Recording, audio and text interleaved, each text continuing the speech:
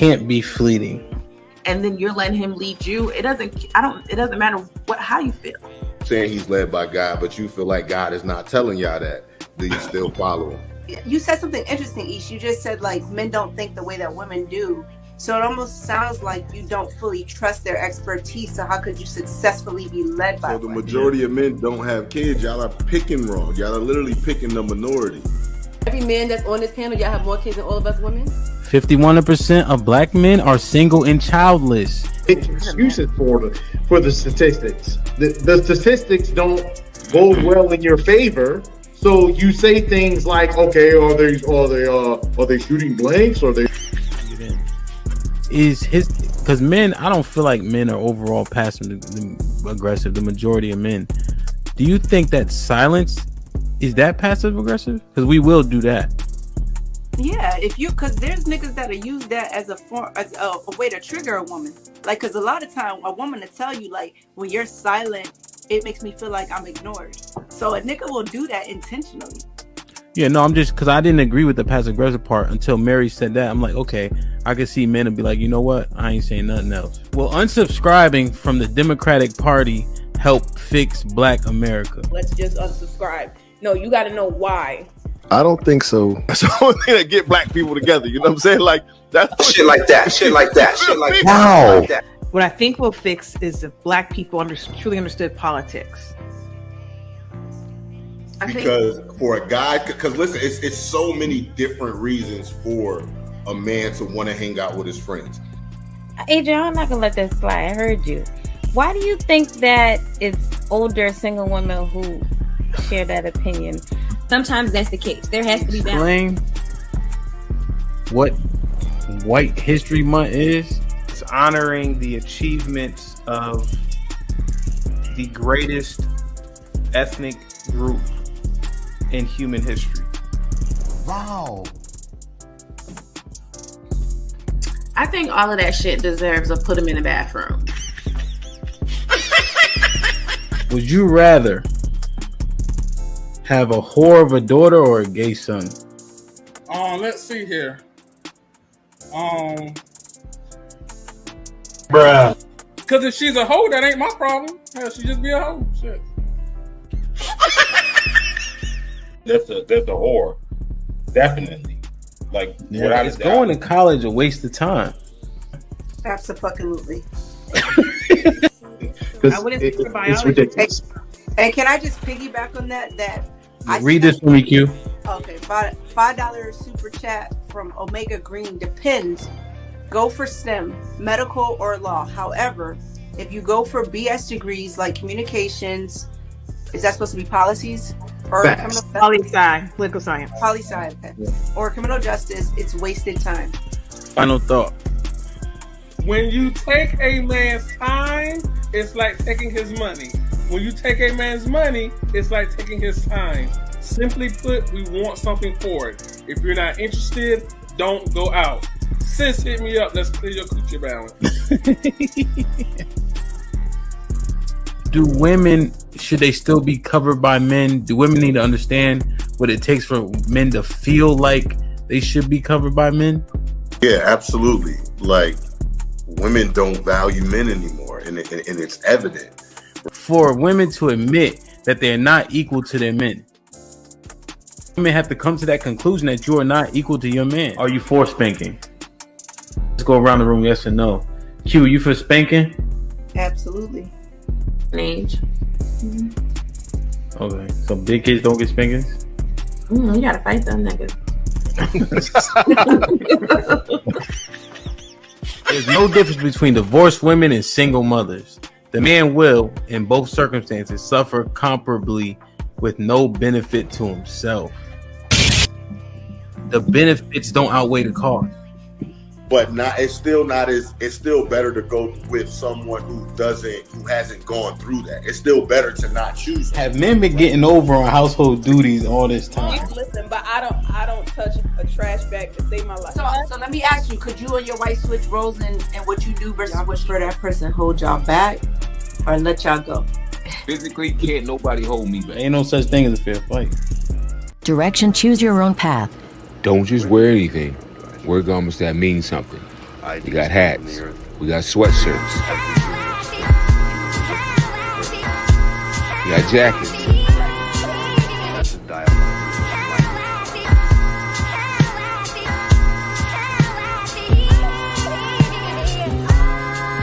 We even got hoodies.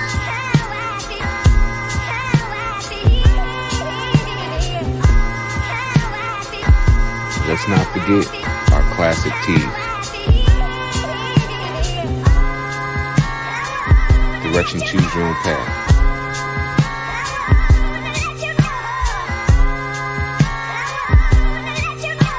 The message is always in the cloth, the colors, the designs, the fit. Basically, pay attention, stay alert, and remember, choose your own path.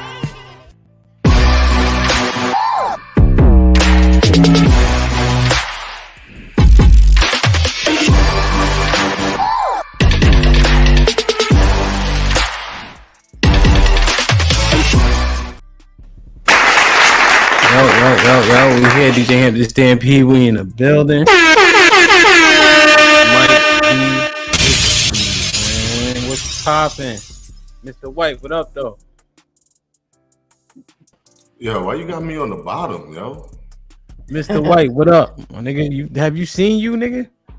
I don't care, nigga. What you mean? I'm just saying, like, nah, are you surprised? Put Joe, the dude with the white shirt, put one of them niggas on the bottom, man. How you gonna put me on the bottom? Put corn ass down here. No, don't put me on the bottom. Nah, it was good, man. It was shaking, man. Good to be back, y'all. Yeah, man. Everything's everything. Oh, everything, man. Word, man. Be like that, man. Your eyes always so red. Why don't you get LASIK? I can't. I got steep corneas. So it's a wrap. I'm just blind, bro. Really? What's the number on your eyes? It's negative something. It's negative something. I don't even know. Wow, man. Corn, what's popping? Welcome back. What's up? Thanks for having me back, man. No doubt. Did Will Smith call you? Nah, I'm waiting on that phone call though. I'm man. You took his slot. He don't like that shit, man. Yeah, nah, man. I got to defend my guy, man. Yeah, no doubt. Corn, you got the reverb going. It might be the iPad, maybe. No, it's on my phone. You hear it? It was happening, but we'll figure it out. Ron, what's popping? Welcome back, bro. What's happening with you? Everything's everything. Everything is everything. Blessed and highly favored. No doubt. Big Sad, what up, though? What's good, man? Damn. You got an echo. You got the show playing somewhere? No, don't. Hold on. All right, see if you got something playing. Love, what's popping? Turn What's up, man? down. So I think Corn needs to go on. All right, check. No, Joe, can you go on? Ron, can y'all go on mute real quick to see? Check. Yeah, they need to go on mute if they're not talking because there's no. Make sure you don't have the show playing anywhere else. Make sure you don't got two links up. Beyond that, I'm doing great. How you doing, Hamp? I'm doing the right thing, man. Everything's everything. You know what I mean? Ro, what's good? Who you supposed to be tonight? I don't know. What up, everyone? Do you paint? Sure. What would you like me to paint? No, I'm just your outfit. Yeah, Okay. What would you like me to paint? You can paint for real? No. Put him in the fucking bedroom. Get him out of here. Come on. Joe, what up, though? Welcome back. Hey, what's going on, folks? How's everybody doing? Good evening. Joe, you got. Do you have the show playing somewhere? Like, do you have an open link? Nah. You sure? Nah, I'm just on the iPad. That's it. All right. Make sure you don't have the show open anywhere else. Nope. Just on the iPad. That's it. Might gotta close your YouTube. All right. Hold on. Yeah. Only link you should have open is StreamYard. Jesus, amateur hour, man. Damn. Alex, don't let me down, Alex. Hey, Hamp.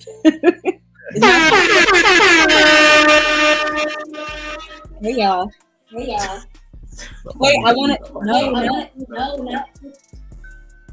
Joel. Before we start, I wanted to shout out Nay. I got your book.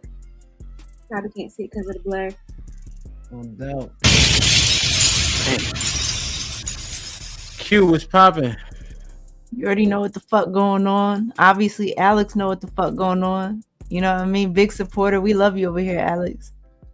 No doubt, man. That's what's up, man. They told us she going to Chicago or something. So shout out to her. God damn. All right, let me see. Joe, let me hear your shit. Can you hear me? Check. All right. Mute Joe real quick. Set, let me hear yours. I should be good. That was somebody else. Check. Check. All right. Corn, let me hear yours. What's up? Can you hear me now? Check. Tested 1, 2, 3. All right, I think we good, man. Shit like that. Like, share, subscribe, tell a friend. Hit that like button right now if you can. That helps the channel the most. Yo, Bob, I'm telling you, man. Put him in the fucking bedroom. Get him out of here. Come on. Man. Alex, they say you glowing.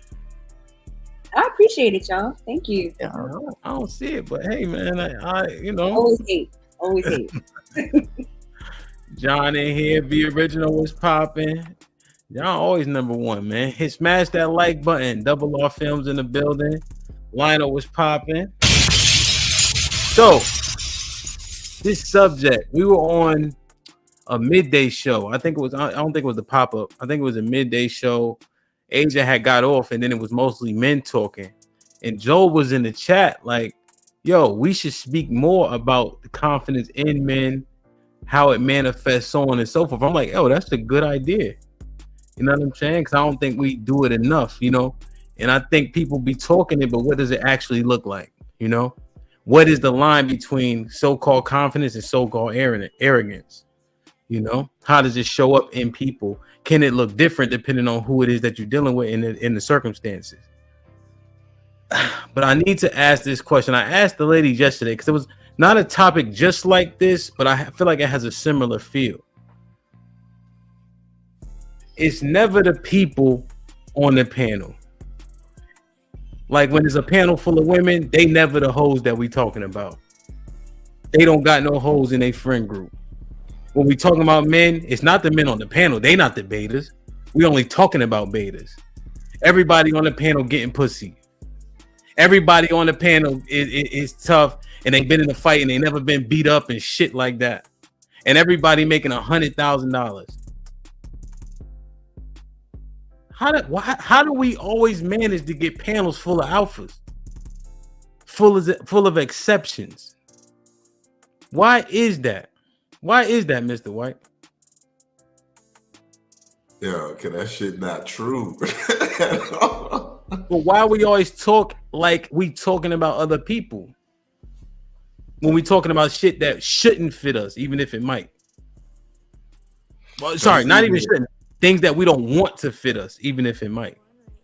Right. I think because it's easier to talk about other people, right? And then it's hard for us to call each other out on it. So, like, you could call me out on certain things because you know me longer. But for the most part, we don't have much insight into what really goes on in somebody else's life. Or dudes just be oblivious sometimes. Well, dudes and women just be oblivious. But I feel like the men are more accountable to their stuff in their areas than the women are. Like, I feel like we take it in stride, right? Like, we know what Sad was admitting when he was up here. We know how me and you talk about, yeah, we definitely was hoes. Yeah, we definitely, use women. We got all of these kids because of it, right? So I feel like we do it a little bit better than women do, but it definitely be a lot of cap on our end too.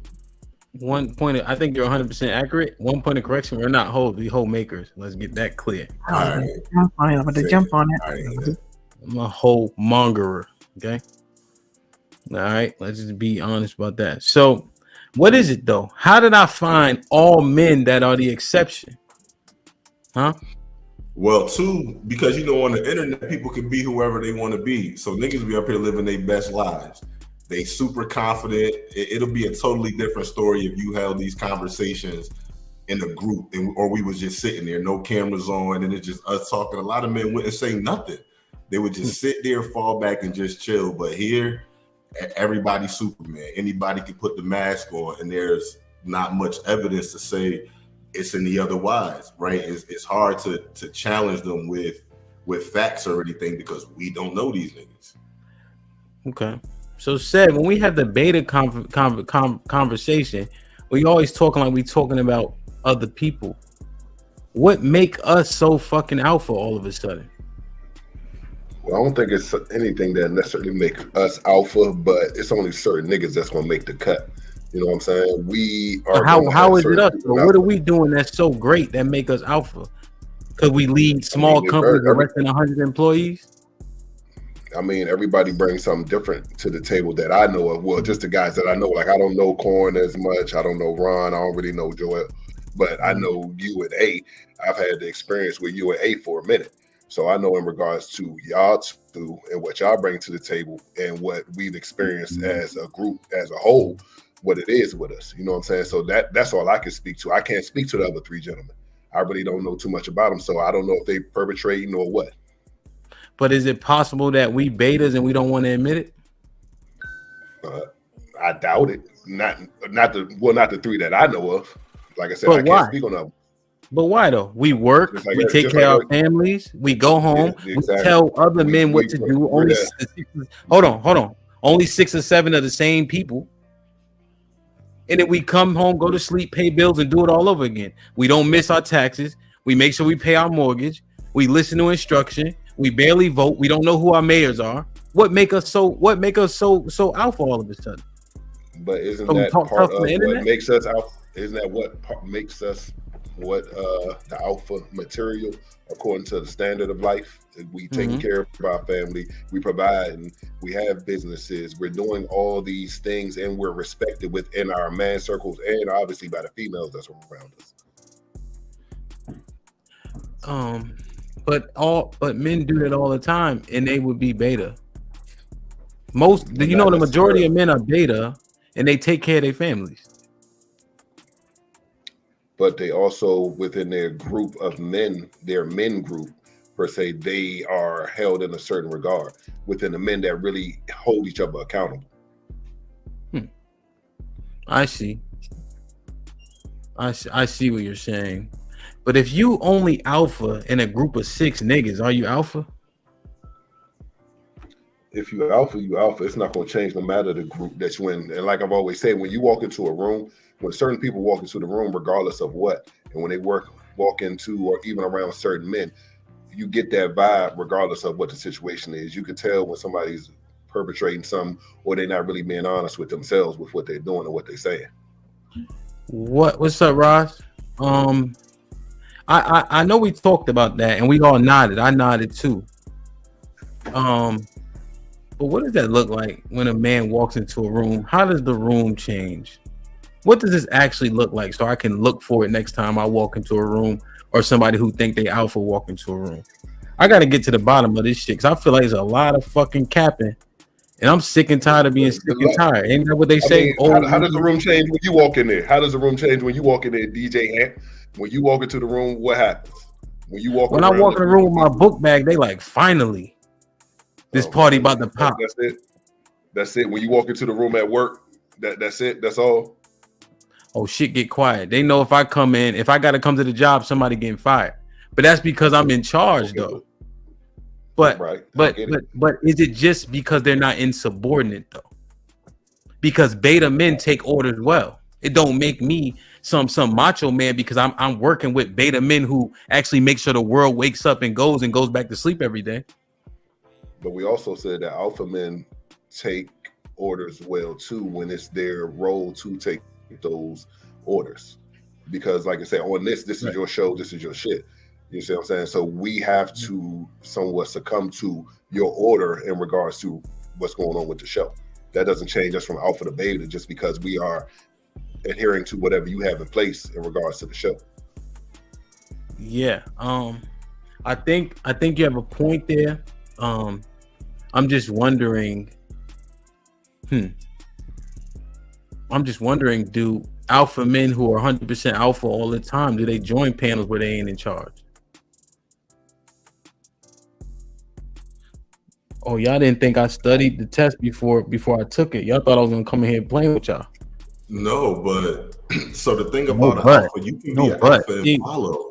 See, every time that with makes no sense. Bullshit, man. No, I'm saying so you got to be an alpha at all times in all roles. You can't join something unless you're the leader. That's just like, that means you can't learn from nobody. You're not listening to nobody. You're not gonna sit there and take notes because you know it all, and you got to be that's not an alpha. That's stupid. That's somebody dumb. Really? Absolutely. Have you watched the Steve Jobs movie? No. No. Okay. Well, then it won't be a good. That's one person. Well, but that's what I'm saying. Let's really dig into it. It's just one person, right? So what I'm saying is, are motherfuckers thinking they alpha and they actually not? Does it have to be more than just I lead my little friend group and I own my little stink ass single member LLC? Like, does it have to be more than that? Do you need to amass wealth to really be considered an alpha? Do you need to have a position where the majority treat you with endearment, not just in your little circle? Well, I think it would depend because there's levels, right? There's levels to everything. Well, now there's levels now, huh? Nah, there is. There was levels to everything. So if everybody's not meant to be way here, so there's even levels of the amount of alphas you have. You know what I'm saying? Everybody not meant to have 1,000 people follow them. Some people are more effective just one-on-one. Like me, I'm way better in a one-on-one setting than I am with a big crowd. Yeah, so I just wonder different specializations. So I don't think nobody is 100% alpha. I don't think the majority of men are even close to it. But I think that's what make them alpha too. Ham, help me understand. I hear this term alpha talk a lot, but I guess I'm not really getting what the comprehensive definition or the allure for being titled as an alpha or not. Help me understand what alphaism is, I guess, in your perspective. Well, I think alpha: lead, don't bend, take, don't ask, don't acquiesce, don't really take instruction from others, right? They may have an appointed advisor to get an opinion, which they may or may not consider. But I think alpha men at the top of the food chain are living lives by themselves. Okay. I don't think they're highly marriageable, honestly, because you're a dog. You know what I mean? And you're a dog almost all the time in your mind. You can never stop moving. You can never stop running. You know? Yeah. So when I was pointing this out, like some of my qualities, because I work, and I'm doing it for my family in my head, but I'm also selfish in that aspect. But it's praised, right? Because y'all see me, I'm grinding, and I take care of my kids and all that, right? But there's a flaw there somewhere. So at a point, it's selfishness, but we think it's great because I'm bringing in money and making sure everybody's fed and shit like that. But I'm really feeding my own ego. So the mentality, people don't necessarily want to see the flaw. Seems like alphaism is very commiserate to narcissistic type tendencies and actualities. Maybe so. Yeah, so just I don't know if it's narcissist. I don't know if it's extreme love. It's just accomplishment. It's like getting things done. It's like legacies, you know.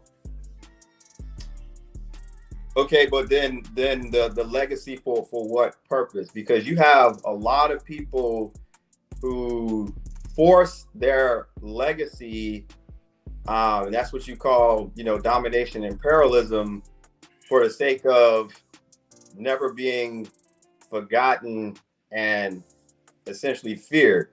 They'll go to the point to where they will eviscerate other historical backings of other societies and the progress that they've made. So, when people talk about legacy and things like that, it even with just success, it comes down to intentionality. And for me, if alpha being described as, I'm doing this, what I say go, very authoritative and pretty much for the purpose of one's, own gratification, then I don't think they have that true spirit of doing it for the sake of others and for, creating a good opportunity for their family and their own kind. So for me, I'm no damn alpha. I never really liked the term. You wouldn't catch me saying, "Oh, I'm an alpha," but so don't fuck around and find out. Yeah, and I don't think a beta is a pussy. I think beta men make sure the world wakes up and goes to sleep when it's supposed to. Do you all think that if we were in a scenario and we all walked into a room, right, and an alpha male walks in, do you think that who a woman picks and identifies as an alpha male will be the same as who a man picks and identifies as the alpha male? Yeah, I think it would be the same. I think it would be the same pick majority of the time. Yeah, that's a good question though. Good question. I don't think so. I don't think it would be the same. Why? I think for women, and y'all let me know if y'all think differently, and that's okay. I feel like for us, when we look for the alpha male we're in the room, it's a quiet confidence that they have. It's a demeanor. It's not something that is showboaty or anything like that. I think for men, they're looking at, okay, I'm sizing you up physically. Do people stop when you walk in the room? Is everyone's head turning and this, that, and the third? But a woman, she's going to notice the one, I may be a little bit chill, I'm in the cut, but a woman notices that presence. Why do you always say that though? That's that's what we're not doing today. We're not doing YouTube talking points. No, you don't. The nigga that's in the corner stays in the corner. Yeah, come on, absolutely. man. Absolutely. But you're not being loud and That's what I mean. Alex been out the game for 17 years. She knows not. I'm telling you, man. I'm telling you. Oh no, ain't nobody looking at that nigga. Okay. Oh man, I disagree with that, Hamp. I agree with Alex. Bro. Let me. All right now. Hey, I'm trying to get on the minute, but if y'all want to open up, let's do it. You gave the example of Steve Jobs, right? Let me just tell you something. You notice what you qualify for. So a lot of times the nigga in the corner is your speed. So you notice that nigga in the corner because that's what's obtainable.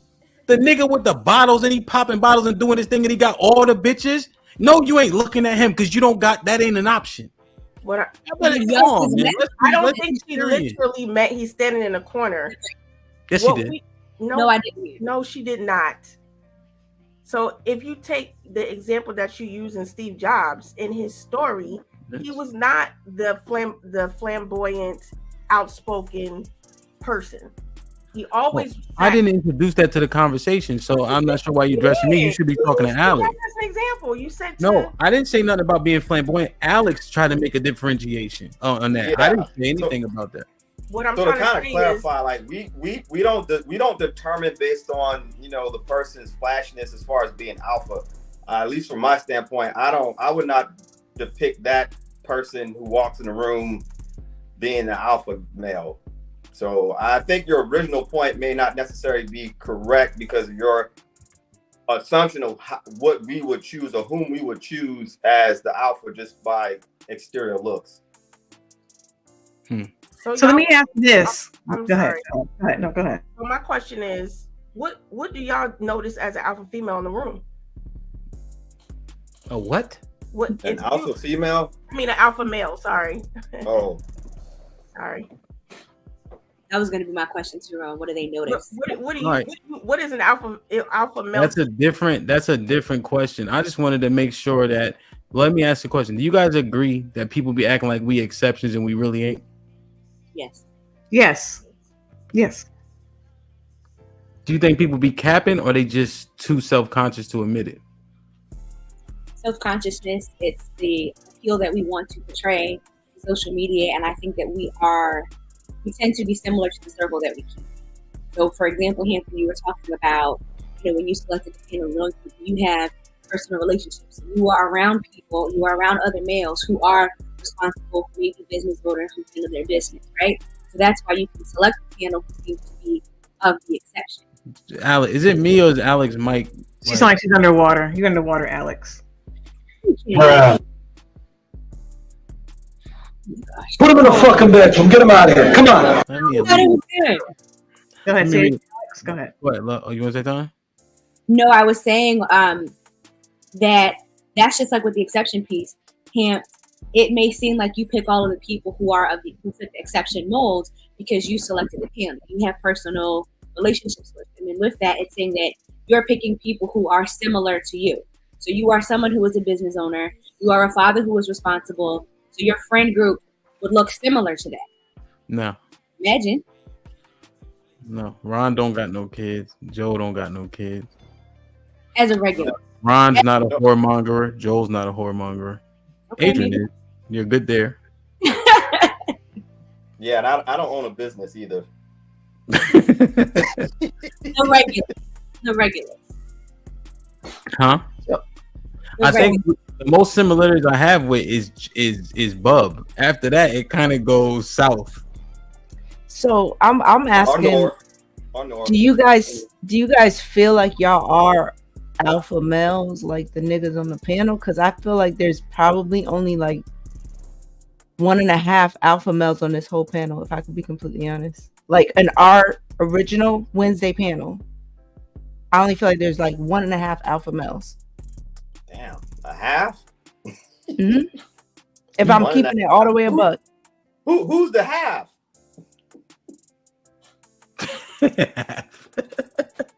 All right, Q, I guess you gotta say names. Q. We keeping it a bean, Q. Yeah. All right, I'm gonna give the names and then I'm gonna give you the reasons.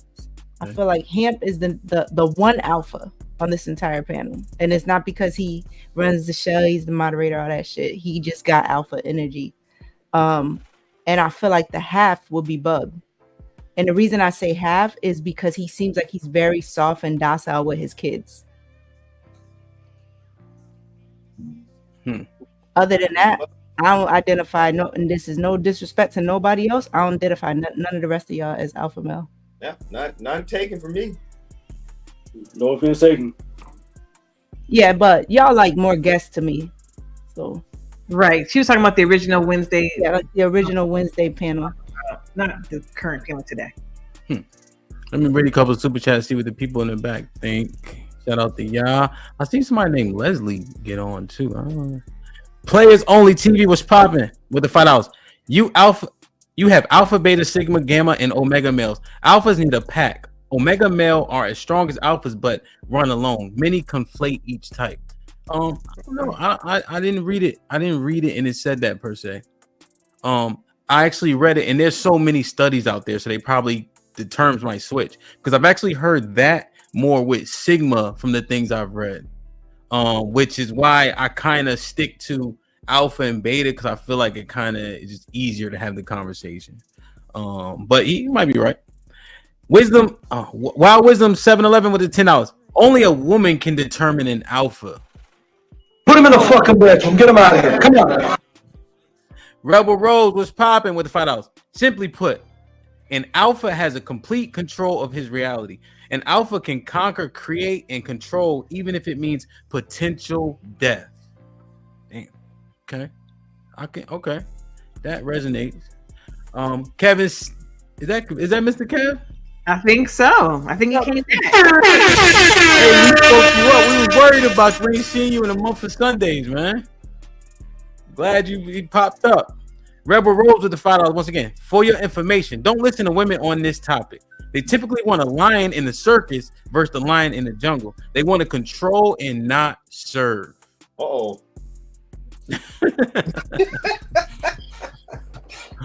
Yeah. Okay. Any other thoughts on these exceptions? So, okay. Does anybody want to respond? Mr. White, do you want to respond to Q? No, not really. I don't think I'm like, when I think of an alpha too, I think of dominance, right? So I think at a point in time I used to be more but now I just don't. Like I'm way more I'm way more agreeable than I used to be. But that's more so just my profession and throughout the years to where I don't have to be dominant, and it's just crept into everything else. So I pick and choose spots a lot. So I'm not always like, I don't have to be here. My preference nowadays is more so just to leave me in the back and kind of be alone. So, but does it go away if you're born? No, it's there. It just doesn't. I don't have to be that in certain spaces. You know what I'm saying? So like at one point in time, I was on 100 everywhere I went. Now it doesn't matter. I have too many other things going on. So it's real selective in when it comes out in terms of me having to be dominant. But a lot of times once I speak, that's more than enough. You see what I'm saying? Yeah, so my point all the time. But my point is, your alpha doesn't go away. You're born an alpha, right? And so it exudes regardless. You don't have to be contrived. Your dominance doesn't have to be contrived when you're an alpha. It doesn't have to be manufactured. What I'm saying is, I don't exert my dominance, though. You don't have to, agent. I'm saying it's still in you. Being an alpha is about dominance too. You don't have to exert it. What I'm saying, it just is present. It exudes what I'm saying to you. You don't have to. Right, but what I'm saying is, and I think it goes back to what Hamp was saying. If a man just walks in the room, you cannot just tell. He don't got to say nothing. He can just sit there. You can tell if he's an alpha man. Yeah, it's not true. Yeah, I think that's really not true. Somebody literally can walk in the room and sit down, and you'll say, okay. So let me ask you this: what is it about the man who just walks in the room and just sits down, and you can say, oh, that man's an alpha? It's just an energy or a presence, and you just know, oh, alpha male right there. Yes, because he exudes it. It doesn't have to be manufactured or contrived. What I'm saying to you, so it doesn't. You just be. Well, you just are, and so it doesn't take away. But let me be very clear, it doesn't take away from anything or anybody else.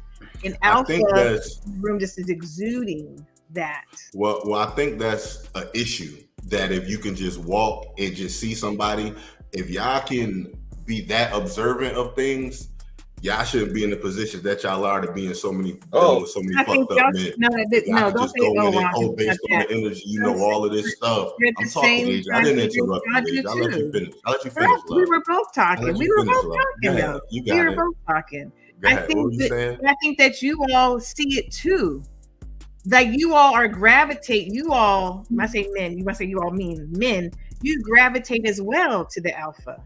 There's something that draws you to the alpha. So in a situation where stuff gets sticky, the alpha rises up naturally because you're, oh, what we gonna do? You automatically are drawn to him. What we about to do, him?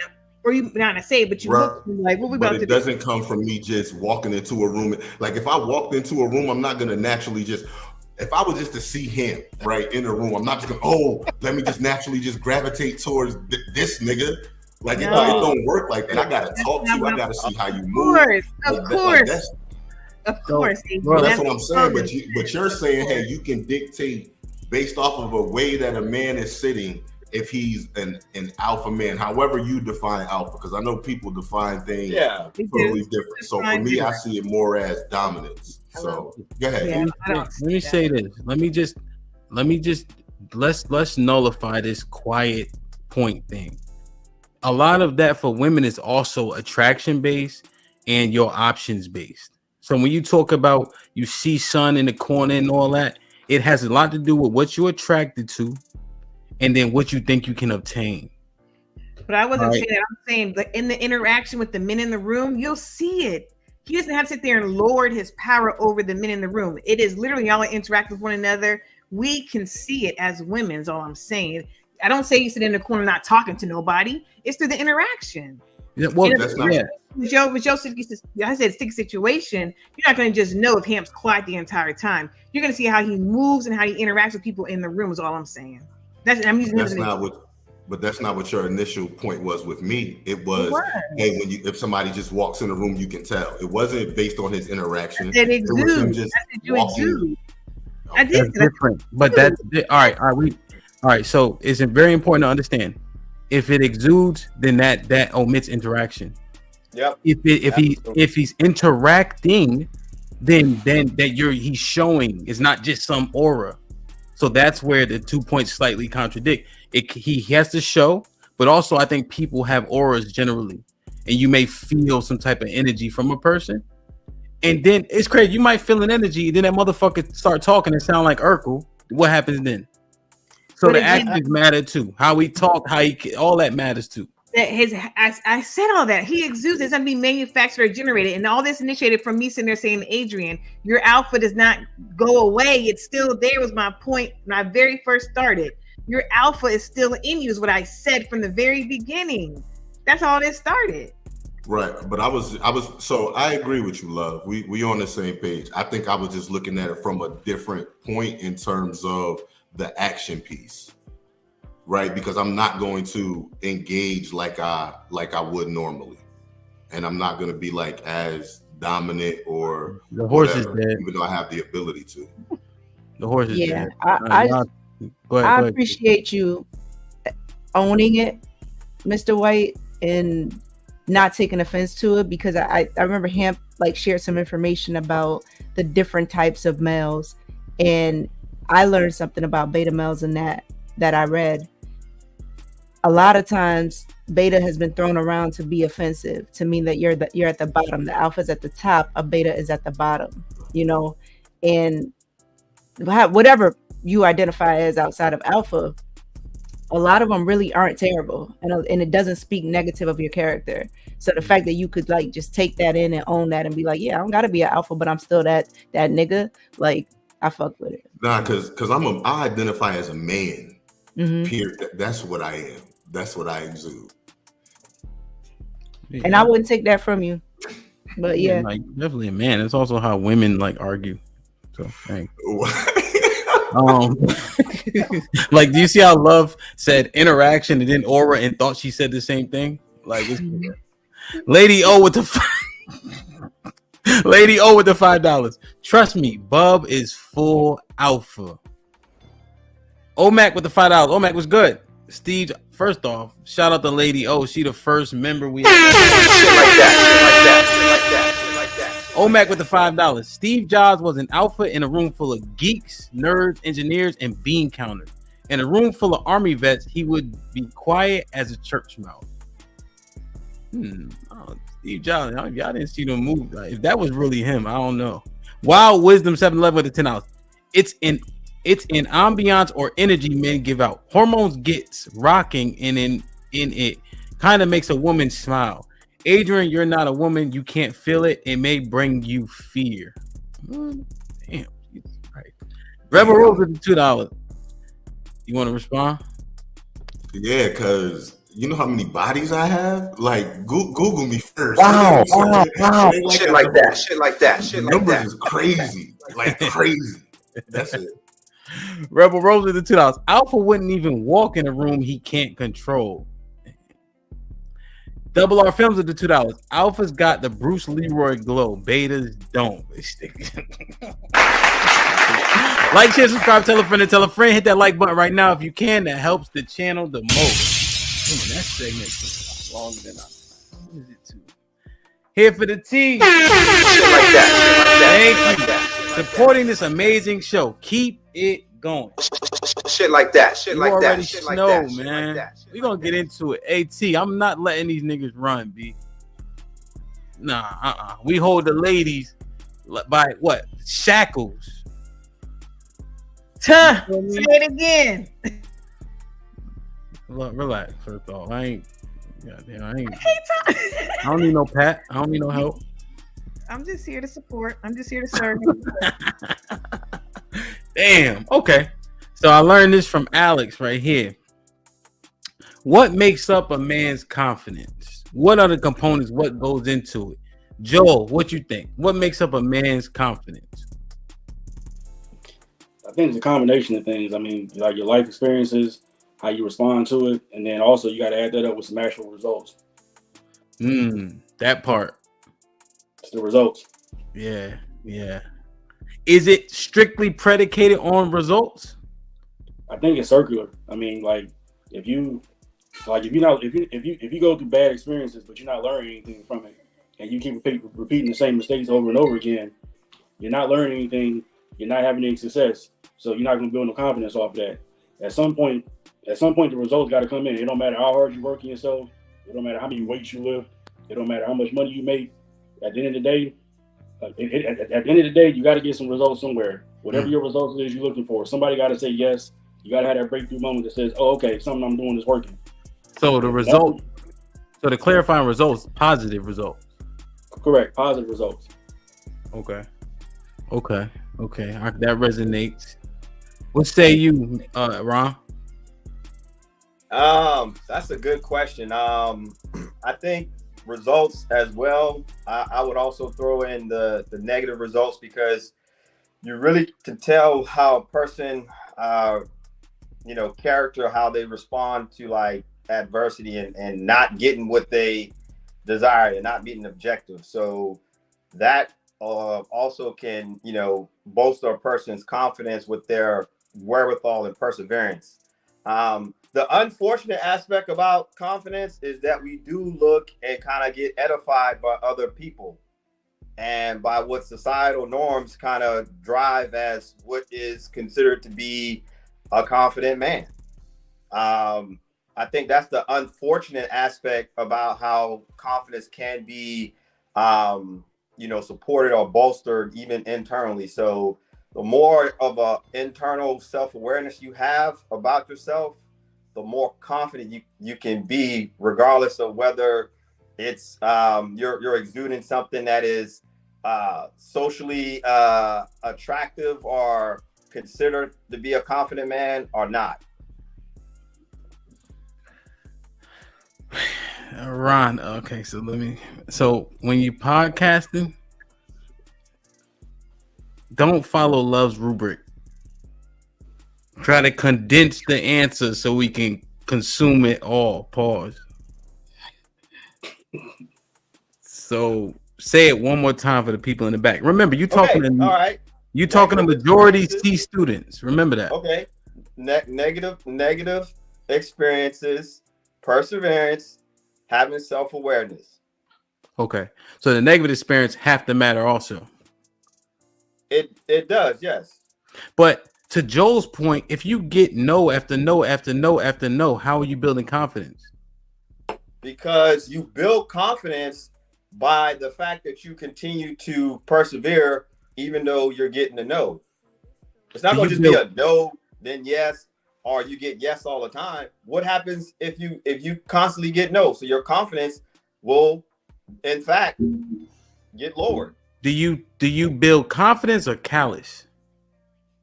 You build confidence. I mean, callous can be a part of how you deal with, the situation, but when it's all said and done, you still have that ability to say, hey, I confidently put in the effort, and regardless of whether it was positive or negative, I still put in my all. Yeah, but I don't think it actually manifests like that, right? Because if you got a dog and it's all stick, all punishment, that dog being aggressive and mean, it might exude power, but that dog has no. It's just straight. Yeah, you said power. You said power, but that's not confidence. So again, what? Okay, how do you get confidence from all negatives, though? I didn't say all negatives. I said negatives can be a factor just as well as the positive. You need confidence to deal with the negative. Period. Because you won't deal with it. You just quit, and then your confidence will get lowered. Yeah, I just feel like when you continue to get negatives and you push through, it's just callous.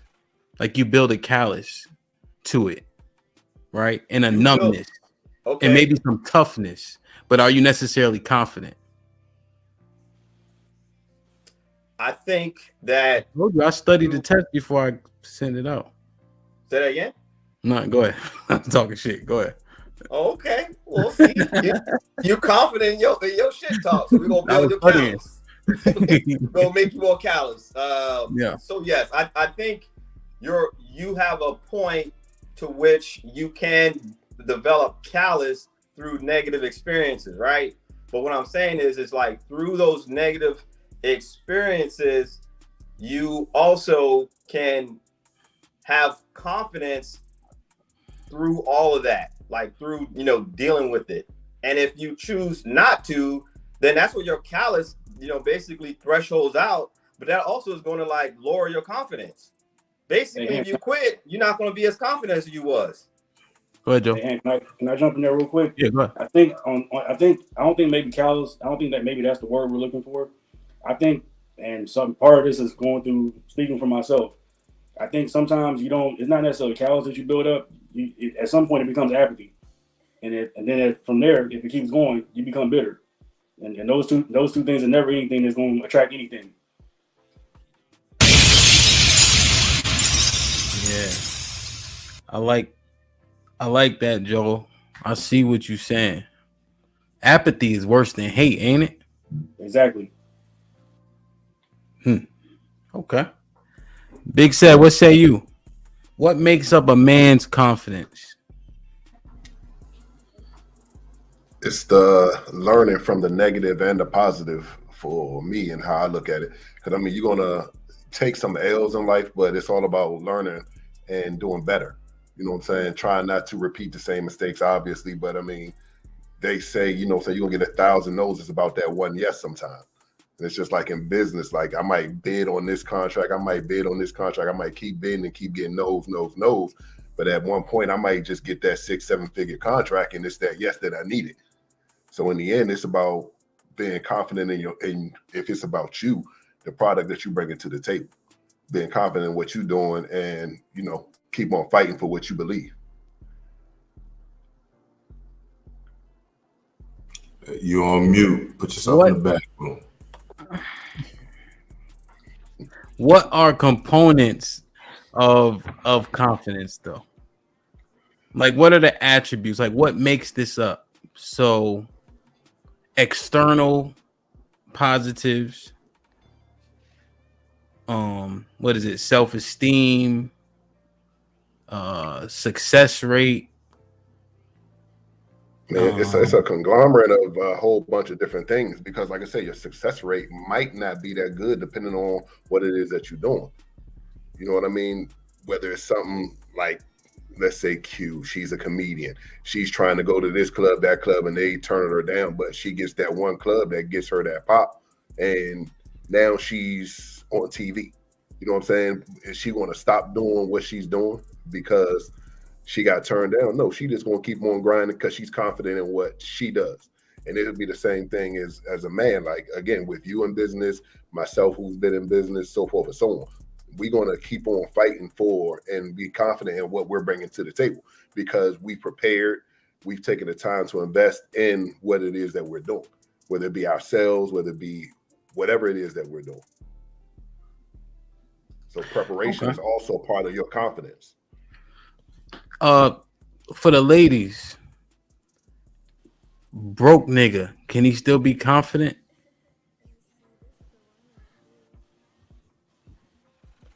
For the people that got no eyes, they can't see you nodding. What you say?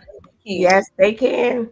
I've seen homeless dudes be confident trying to talk to people all the time. Is that confidence or desperation? No, they're confident. That's not desperation. They're No, I mean like real homeless men, like not hobosexuals. I'm talking about like real homeless men. I see them trying to tolerate women. You know that there's so it's this thing like the man's. That's dope. Okay, maybe that could be it. But a broke could be confident because he's confident he's going to come out of this. So he could be a season of brokenness, financially broke, but he knows he has a plan. He's going to come out of it, and he's working towards it. So yes, he can be very confident. I don't think so. I think if he's a man, like he has a man's mentality, and he's broke, like he hit a low point, he ain't confident in those moments. Yeah. And how does he get out of it then, Q, if he's not confident in those low moments? Ambition.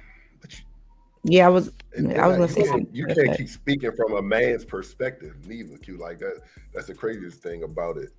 If I do hit a low point, I'm not going to lose a confidence in me. You know what I'm saying? Regardless of the situation. If I know, okay, what I bring to the table, I got these skills, i.e., let's just, me specifically, I lose a job, I got my CDL. I'm confident that I'm going to bounce back quick. Oh, you said I can't speak. You said I can't speak. Yeah, that's what I'm saying. You can't what's the speak question to that you man asked? overall. Oh, but hold on. Yeah, what's the question that you asked? Oh, but hold on, Big said. Yeah, what's the question that you asked? I said women, can the broke man be confident? Oh, okay. Right, exactly. Okay. But you spoke to what she said though, in regards to the men being confident about themselves and whatever. And you saying that if he's in a hole, he's not going to be as confident. You're saying that he's not going to be as confident, is what you said. You can't say what he's going to be. So I didn't answer the question? No, not specifically. No. You responded to what she was saying. You didn't answer.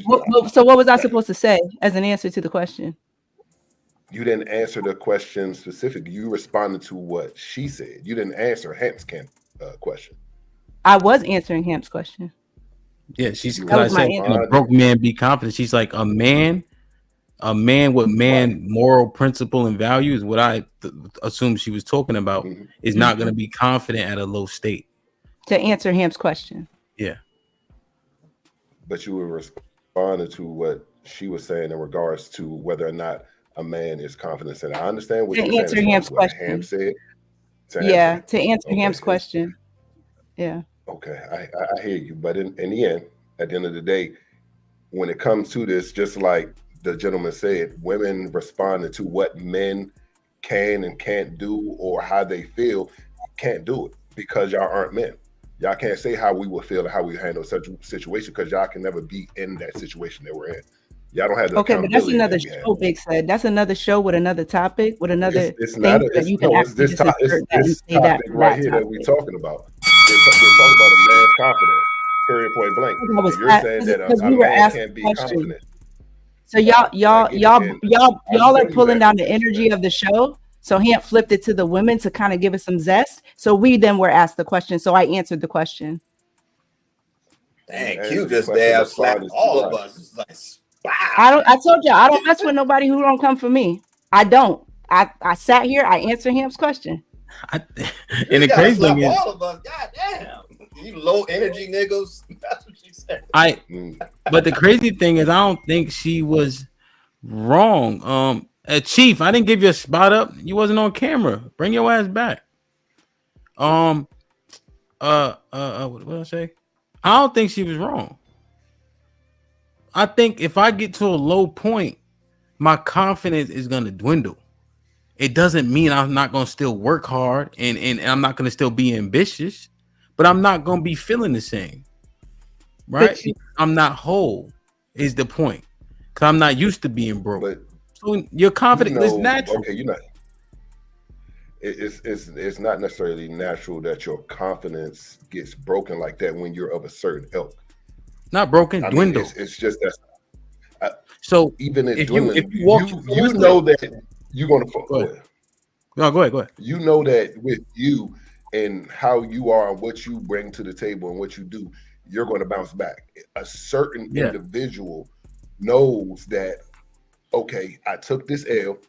I've taken L's. I'm taking an L right now, but I understand that my bounce back is totally different. I'm very confident in that. My confidence hasn't changed. Said is still said. That's not going to change. Yeah, I agree, but I think in being real, being honest, if you paying all the bills in your house, you lose your job. Now your wife got to go get a job. That will hurt your confidence because it's a self thing. But it's not bad to be real with yourself and say, I'm not feeling the same. I'm not in the same state. And then once I get back up there, what, Asia? I'm literally not anything. I said nothing. I came off mute, so when you're done, I can talk. I didn't say anything. No, man, because y'all don't be listening. I'm listening to what you're saying. Don't sit there because you lost your train of thought today and trying to deflect on my thought. But you genuinely not lit. You trying to talk like while I'm still trying to finish. Nope. I didn't say a word. Oh, and then what happens is when you get back to up on high, your confidence level will also grow with that. Confidence can ebb and flow based on what you're going through and experiencing.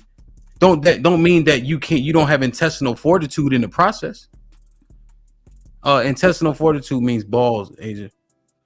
See how you coming at me? I was quiet. I was cute mute over here in this corner over here. Just let me. Is you done or is you finished? Depends who you ask. Go ahead. So, as you said, the confidence isn't the same, but it's not gone. You still have a level of confidence, and that's what I was speaking to. I think that's. I don't want to put anything in his mouth, but I think big pause. But that's crazy. That was nuts. So ridiculous. You're so immature. Yeah.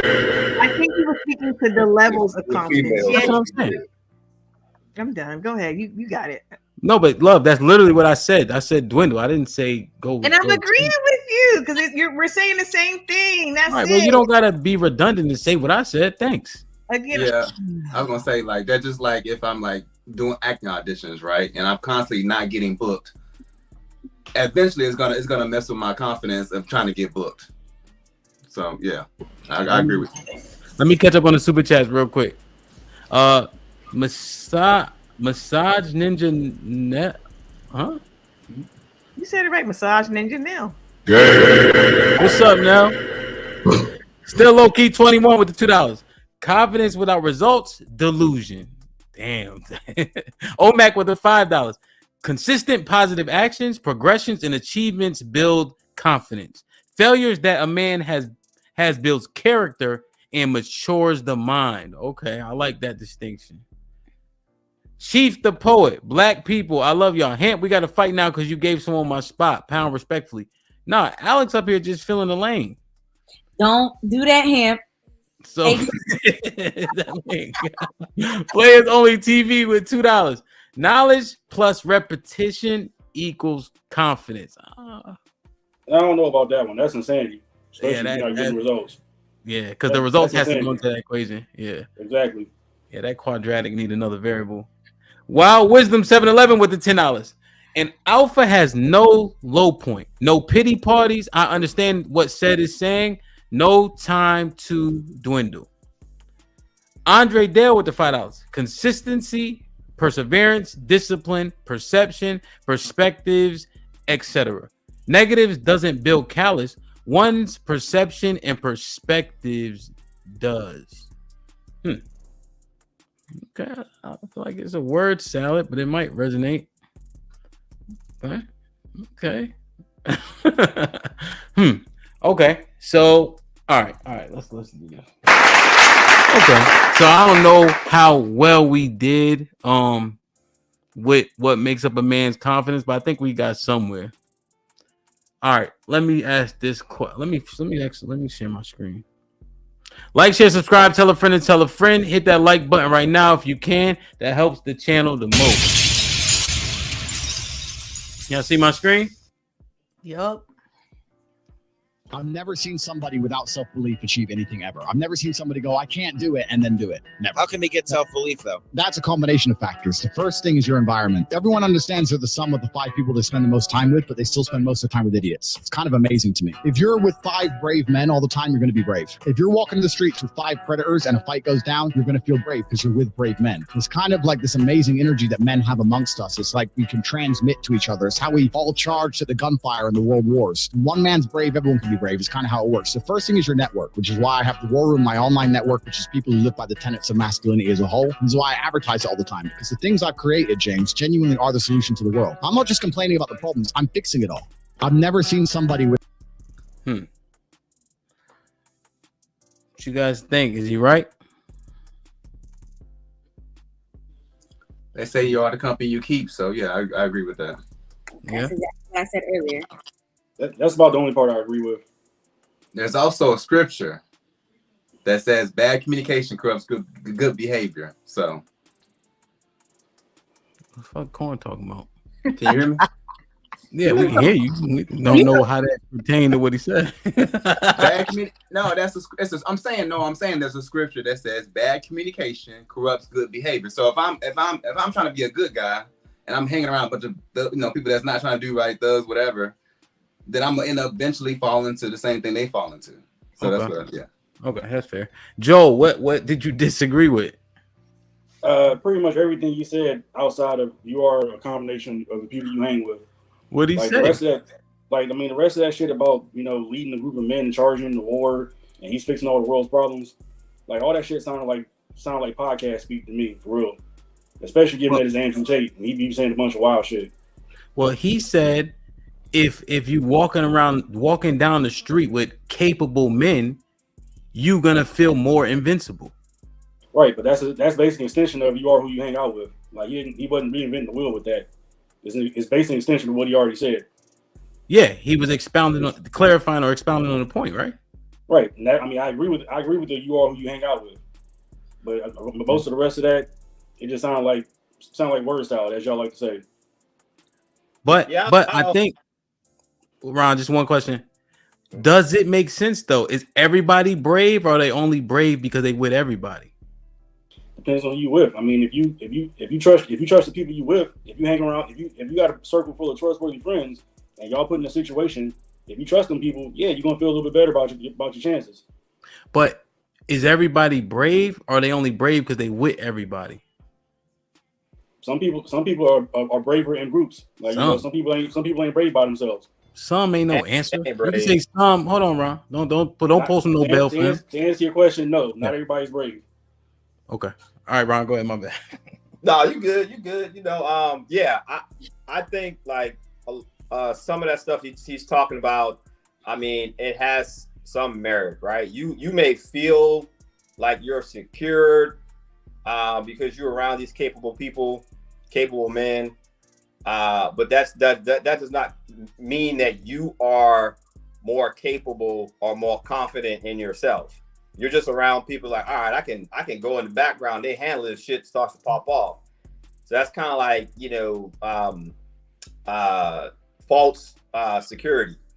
As far as the having the, you are who you are with, I do believe that with certain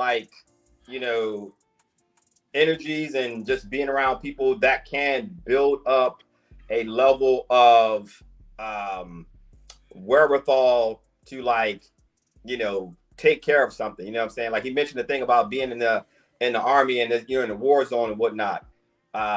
Unfortunately, a lot of times you got about one warrior out of 10 people. Most of them are probably like run around, feared and stuff like that. But there's only really one warrior. But when you have them on the same cohesive mission understanding, it can improve their level of confidence because they're together. But that's not like improving their self-confidence by themselves and internally. So I have a question for the men. If you guys are in a group of your male friends and something happens, do everybody tap into what their strength is if they need to handle business? So one might be the physical fighter. One might be able to call the police or whatever, direct the police to where you are. Something, you know what I'm saying? You're right. Nah, we all fight. When women just talk about men issues, y'all sound like you don't know what the fuck you talking about. I'm asking if you guys are out and about and something happens and you're in a group, do everybody in your male group know how to do whatever it is that they're supposed to be doing? Bro, if we walking down the street, us five up top, right? Right. You see us walking, we get in a physical altercation. Joel goes to the side and gets on his phone. Are you in your head? Are you like, oh, Joel's playing his role? Put him in a fucking bedroom. Get him out of here. Come on. Too much longer. That's what I'm doing. Yeah, like. But that goes with the false protection that Ron was talking about and saying that you all, let's say it's all of y'all are out and maybe Ron is out there popping off at the mouth. He may be popping off at the mouth because he knows if something actually happens, the four of you are going to go ahead and y'all will handle business. So I think that goes over to the false confidence. I feel safe. I feel secure because I know if anything happens, they're going to do something. But to Ham's point, if shit pops off and then Ron goes over to the corner or Joe goes over to the corner, he's on his phone doing what? after the situation calms down, we're gonna have an issue, or I would imagine there would be an issue because I'd have been like, what the fuck they're doing? There should be. Yeah, there's no, that ain't a role. So when we analyze and assess external factors, that's what. So when I was thinking about that question, I saw this video. I'm like, okay, but are those external factors actually falsifying confidence? Yes. To an extent. I'm not saying holistically. Absolutely. I think it can be, but I think for the most part, you can learn from it and like change if that makes sense. If you're around it long enough to where that's how you will be when you're not in that environment. If that makes sense. So like case in point, when we was growing up, right, and we used to fight and stuff all the time, I never wanted to, but I had to because Hemp and Jerron and Joe, these niggas is gonna fight, and I'd be like, dang, I don't even Wow. But then over time, once I got away from them and I'm not around them, I'm still quick to fight now because I'm in that environment to where then I became like that, whether they were around or not. And so I think that's the importance of environment and being in a certain environment, long enough. So I don't think it's always, you're only doing it because of who you with. You can literally become that. Yeah, I think if you join a gym, like a mixed martial arts gym, and you scared, but you fighting every day, yeah, you will. Yeah, you would definitely build. That makes sense. That makes sense. You can become that to an extent for sure. Is it always false, Asia? If it's external factors that are playing into your confidence? It's like fake it until you make it. This reminds me, like Adrian made a very valid point. Fake it till you make it. He faked it and he finally made it. Now now he's older. Now he can't fight like he used to. But when he was younger, he was fighting.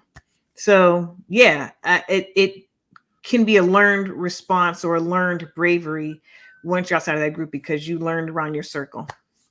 So yeah, it is false in the beginning, but it has a possibility, put it that way, to become a part of who you are, of your character. Now, what about the external factors like women's what's the word I'm looking for? Like women's confirmation of you, or like affirmation, maybe? Well, yeah, I guess what affirmation from women, like they approach you, they like you, you're successful with them. Yeah. Does that external factor play into a man's confidence? Absolutely. Same thing with women. We talk about it all the time on POV, but yeah, I'm agreeing with you. So absolutely, oh my God, it's Wednesday night. I forgot. Absolutely, it does, because you can have the ugliest dude thinking, that he's something that he's not, or you're so smart, you're so brave, because the woman that you deem valuable and attractive is telling you all these things when in reality you ain't. But she's building you up. That means she can build up the confidence of a man. So that confidence is real. She can build it up, but unfortunately, if it's made, on a very faulty foundation, she can also bring you down. So I don't think that you should build it totally on that.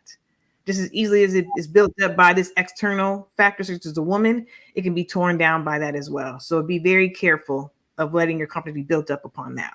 So Q, how much should external factors matter in terms of a man's confidence, in your opinion? Not a lot, because at that point, is it real confidence?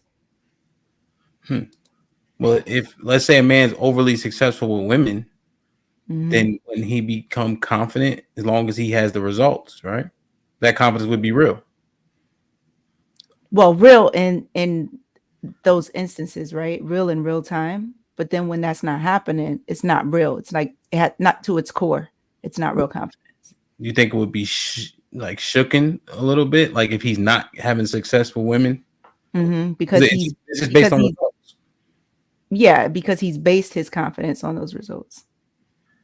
And when that source is gone, so is your confidence, because it wasn't real. It was built. It's like people. I'm sorry. Well, I don't think. Are you guys saying confidence doesn't have to be maintained? You think it's an innate thing, or do you think you have to build it up and then maintain it?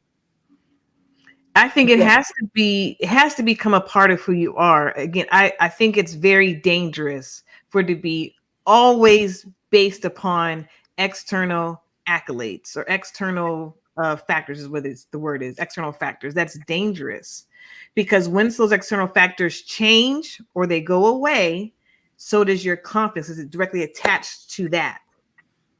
When it becomes a part of who you are, like it did with Adrian, it became who he was. I can fight because I was fighting. I got into this fight. I'm winning now. I don't need Hamp and Jerron and whatnot to be there anymore. Those are external factors. Now I'm by myself in these fights and I'm winning. I don't need y'all. But then he loses the fight. Them. They started. That's gonna happen. They started the fights. I just had. Well, okay, but you were scared at first, though, right? Your confidence was shaking. No, I just didn't want to do it. Oh, he said he didn't want to do it. Okay, but the point is you didn't want to do it, and then all of a sudden now you started wanting to do fights. You know what I'm saying? Don't mess with this example, Adrian. Be quiet. I'm not sure if you guys are correct though.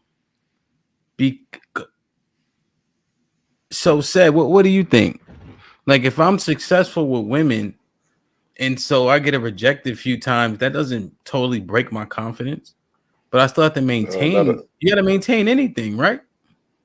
To maintain anything, but just like the dude said in that video, and just like Wisdom said, is once my confidence is at a certain level, is I can't let it drop.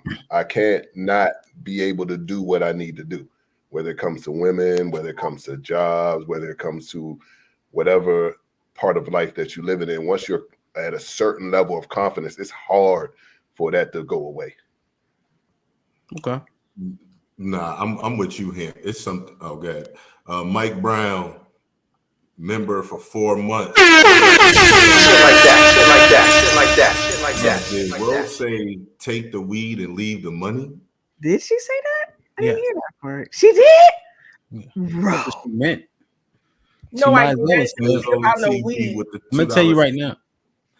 Hey, let me read them. I mean, you reading like fucking Ben Stein. Yeah, the fucking Roe is the worst co-defendant on the panel. That's for damn sure. Players only TV with the $2. Y'all missed it. Tate is saying iron sharpens iron. No, not in that clip. No. Players TV. Put him in the fucking bedroom. Get him out of here. Come on. Rebel Rose with the $2. A woman giving a man confidence is fake and fleeting. Mr. Britt with the $2. Without results, confidence turns into arrogance. What that means? I think external factors help to validate one's confidence more than anything. Like if you know Hamp, you played football. If you know I'm a good player, I do what I'm supposed to do. I know I can beat everybody out here. There's a different level added of confidence when if recruiters are coming out to see you, if people are like, yo, Hamp's the best. If you're going out to your opponents and they're like, yo, we're worried about him. I think that helps to add to your confidence.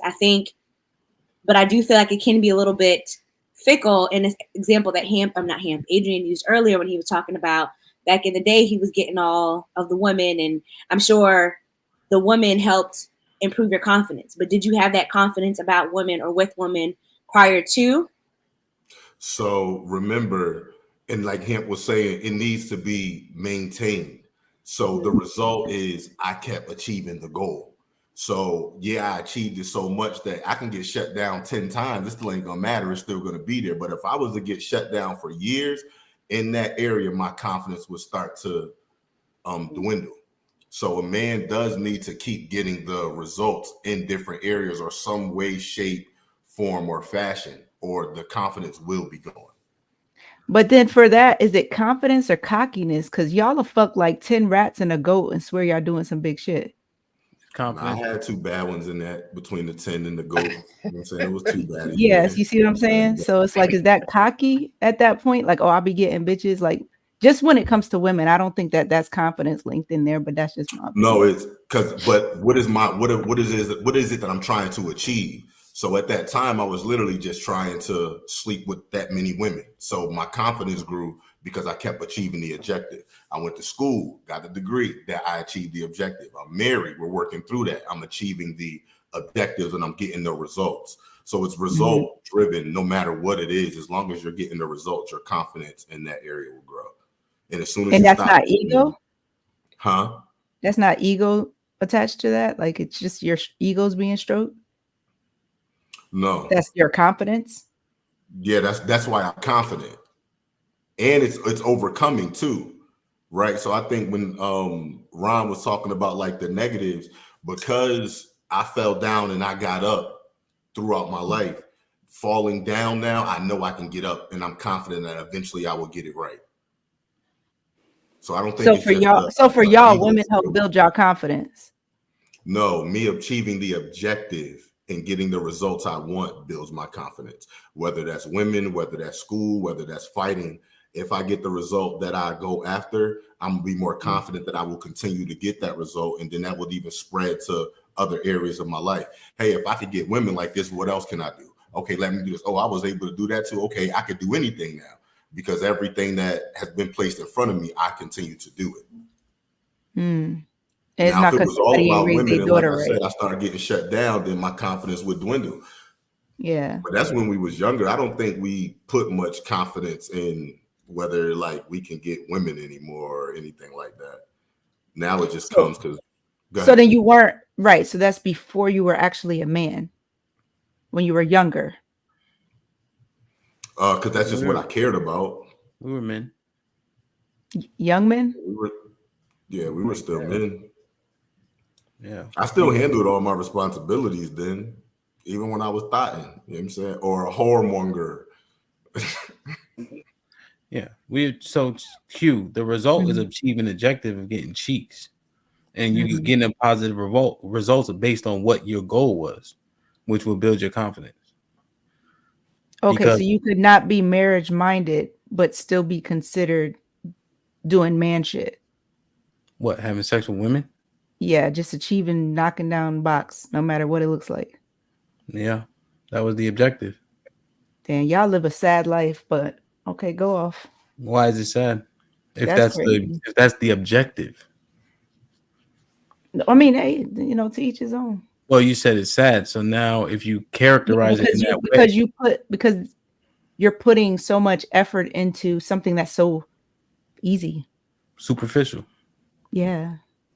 So most men don't get buns. Because most of them girls don't get buns. Most of them girls y'all targeting, you already know what the vibes is. That's easy. No. I think that's what you misconstruing. You said 10 rats in a goat. Maybe it's just easy for me. Okay, it's just easy for me to. Okay, it was just easy for me to bag bitches. No, you said with the humble. No, go ahead. Okay, I'm gonna let y'all finish. No, y'all go ahead with the show. Okay, you said 10 rats in a goat. Nobody agreed to it. So now that's the mindset. Mr. White did. He said he had 2 decent ones in between that. Okay, so he made that mistake. Then you should have bad ones. He should have qualified. No, you said 10 rats in a goat or whatever the case is. We just fucking the women that we want to fuck. But you said it wasn't easy. What do you mean? Getting women? No, don't try to ask a question to clarify. No, is that what you're saying? You said it wasn't easy. What are you saying I said was easy? What did you say it wasn't easy? I jumped in your conversation. What are you saying wasn't easy? Just so I can What did you say wasn't easy? You said it. Getting women isn't easy. Oh, that's why I said for y'all.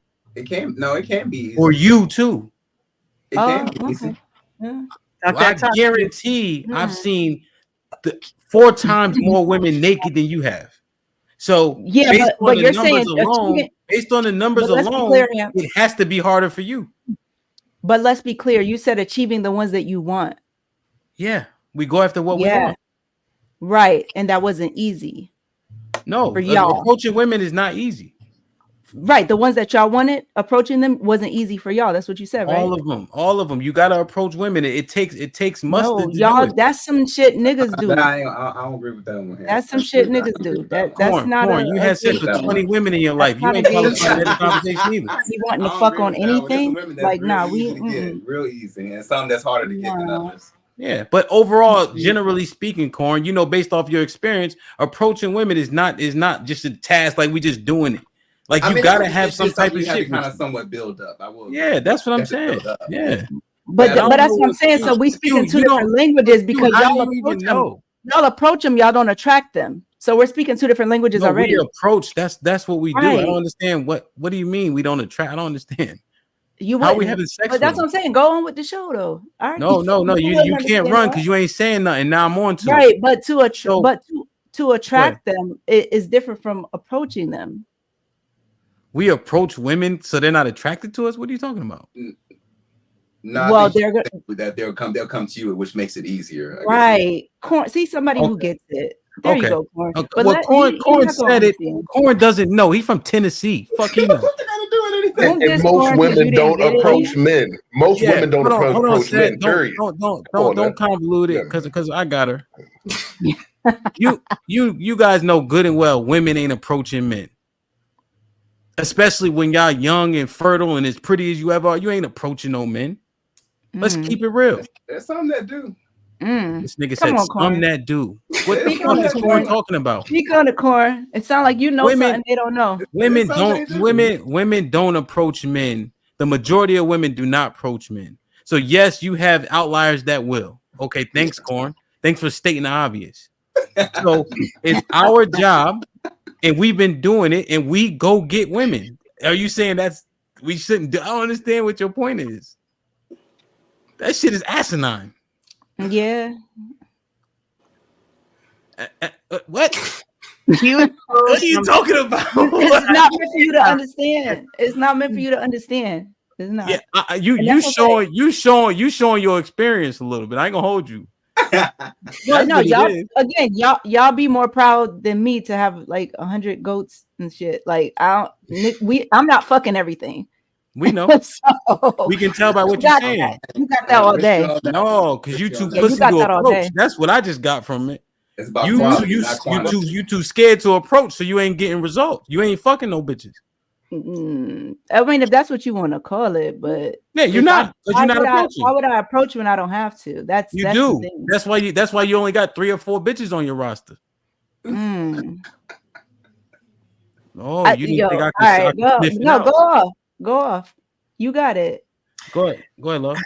All I'm gonna say is, like Corn said and Fuku said, they value quality over quantity. And what her point is, they approach her. She ain't gotta approach them. And women that he couldn't even standing next to have approached me. But that's what I'm not even gonna speak on because then I'll start name dropping and shit and it gets nasty. Let's name drop. Yeah, you could. Yeah. No. You want to do it? Let's do it. We from the same city. Let's name drop right now. I guarantee it's not gonna go how you think it's gonna go. Nah, don't get cold feet now. Go ahead and name drop. Don't do that. I know. I can't do that too. Now it's quality over quantity until I stop dropping names and then your jaw. Yeah, but y'all could do that though. Have you seen the women that y'all have fucked in the past? Y'all can name drop them. I can't do that with these women. Yeah, because they don't exist. They're high caliber women. Is her point? They're high calibers. Hey, love. Stop talking just to talk. I'm not. I'm saying what are you talking about? I'm not talking to be talking. Yeah, you are. But I will say it does take confidence to approach those type of women too, though. Those quality or those who say that's the baddest chick in the room. It does take a certain level of confidence. Yeah. Now the ones that's just whatever, they just happy a man is talking to them. So I get that will, and I ain't gonna lie, I did do that to build my confidence to talk to those. But then after a while, you're like, you know what? Some girl told me to say you don't have to. You can go get that girl over there that's the baddest chick in the room. So I started getting that confidence. But he said that wasn't easy. No, because he approached him to build his confidence up. Yeah, right? But you said even the normal ones was because not easy. I'm speaking for everybody generally, right? Oh, okay. It's not easy approaching women. Right. Most men aren't getting cheeks. You understand that, right? The whores that you keep trying to put on a pedestal are only fucking 20% of men. Oh, women, I'm not done. Hush for a second. Okay. Women say that they think 80% of men are unattractive. Mm-hmm. So don't sit here and act like a bunch of men are getting pussy because that's not the case. And stop acting like you getting a lot of pussy because a lot of women ain't approaching you like you say you are. So relax. The ones that are attractive and that I would be into are though. Why you say that's that? all I'm saying. Why you say have. That's all I'm saying. So prove it. I don't have to. Oh, yeah, I don't have to. That's where you guys have y'all flex, right? Because y'all put y'all value into little shit like that. That's easy. So that's what I'm saying. We're having two different conversations. So I said, men, go off. I was gonna sit here and shut the fuck up. No, you try. See, you think no, because you and your feelings. That's it. Just own it. You and your feelings. No, I'm good at podcasting. I'm good at podcasting. There's a difference. Okay. You try to be passive aggressive, and I ain't let you loose. Now I'm in my feelings. Don't shame, insult, guilt need to be right, me, sweetheart. But does quality add to your confidence, though? Shouldn't it? Yes. We not saying like you act like ain't nobody running. Only one running around is Q. I don't want no smoke. I'm just asking a question. I figured you didn't. My bad, Alex. He's gonna be mad for the rest of the night now. Last time I did, why you do that? Hey, last time I did Alex dirty, she ain't forget about that. So I'm gonna leave her alone. And I smoked love boots 2 days ago. So now she cheated any and everything that I ain't agreeing with. So it happened. Ron, can you bring some logic to this convo, please?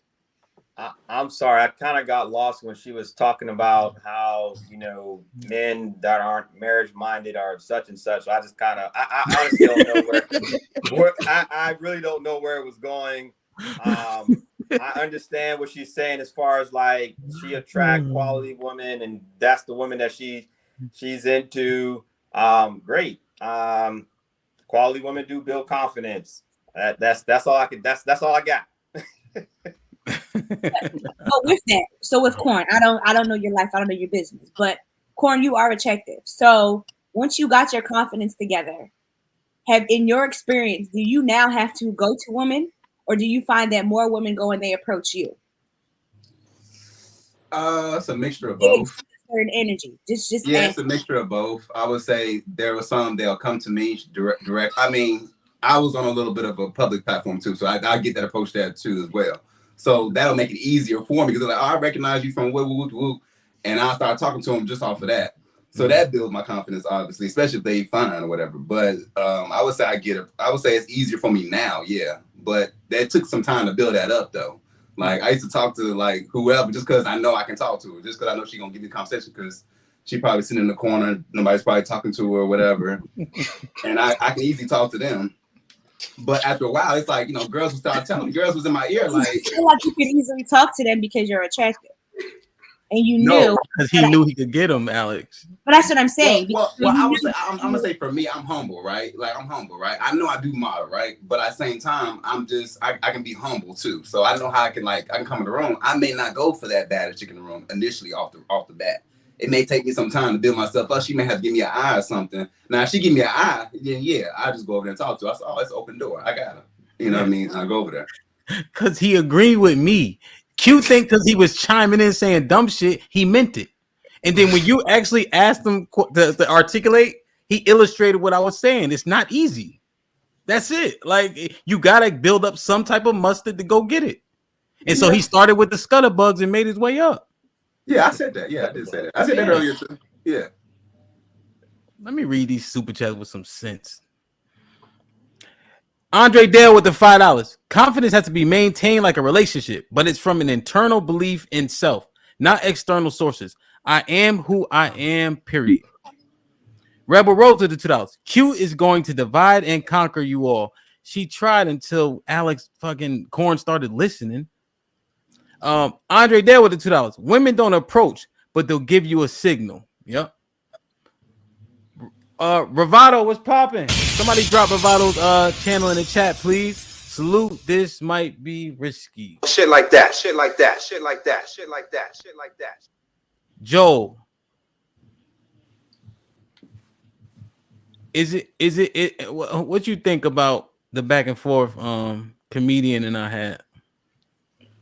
I kind of understand both sides, but I understand that, you know, if you get your numbers up with the if you get your numbers up with the quote unquote ugly ones or whatever you want to call them, you know, that helps you build your confidence. But at the same time, I don't subscribe to that because that ain't my life, so I can't agree with it. But on the same time, I do agree with quality over quantity. So I see what Q was saying with that, but also at the same time, just like you said, Hamp, only 20% of niggas is attractive. So the concept of sex being accessible to every man is not true.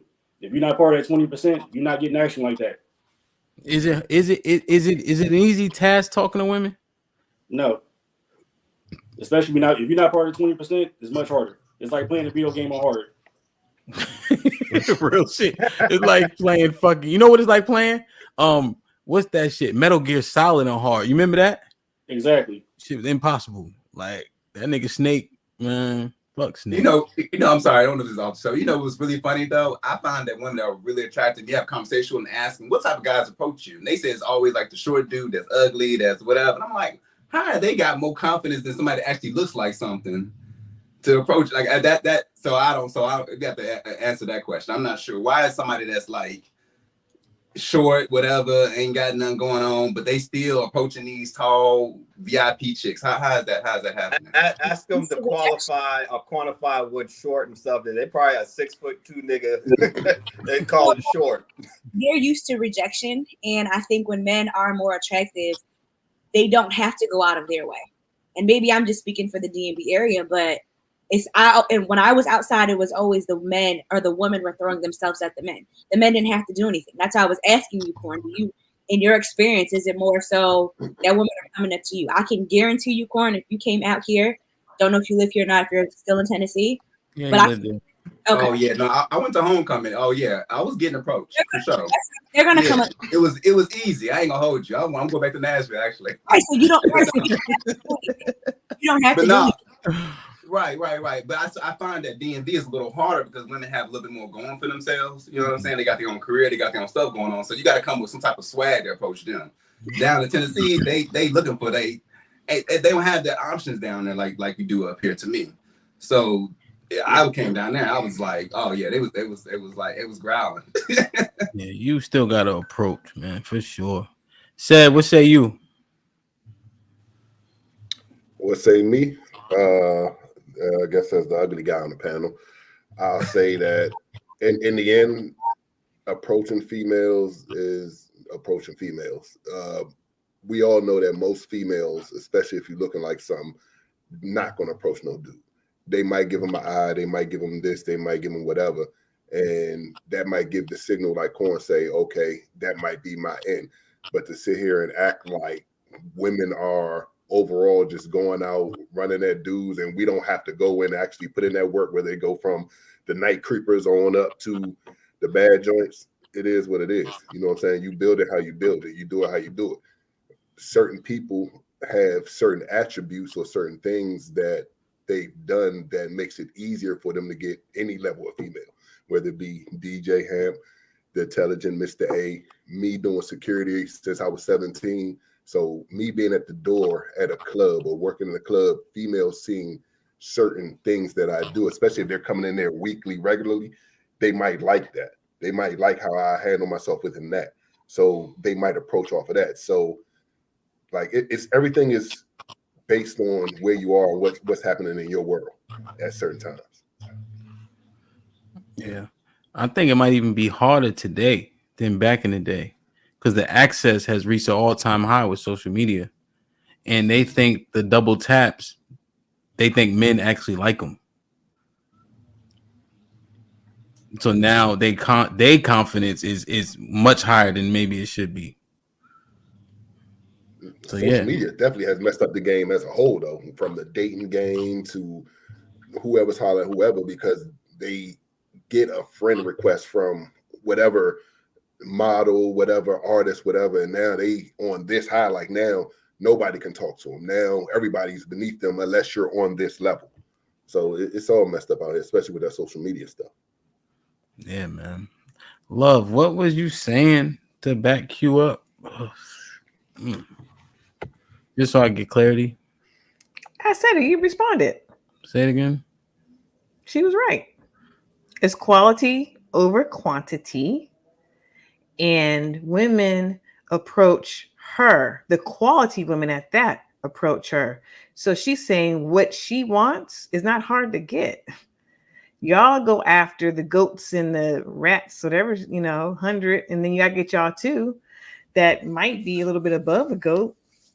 And that, enhances your confidence and you think you bagging people because yours is a numbers game and a quality game. That's all. And if that's your goal, if your goal is numbers to say you bagged 100, kudos to you. It's kind of whack. But that part. It is what it is. What's whack about it? Go ahead, Mr. White. Yeah, but just like Corn was saying too, right? It takes a build up to initially get to that point to where it's like, okay, let me see what I can. Oh, okay. So you know what I'm saying? That's why we're saying like it's not easy.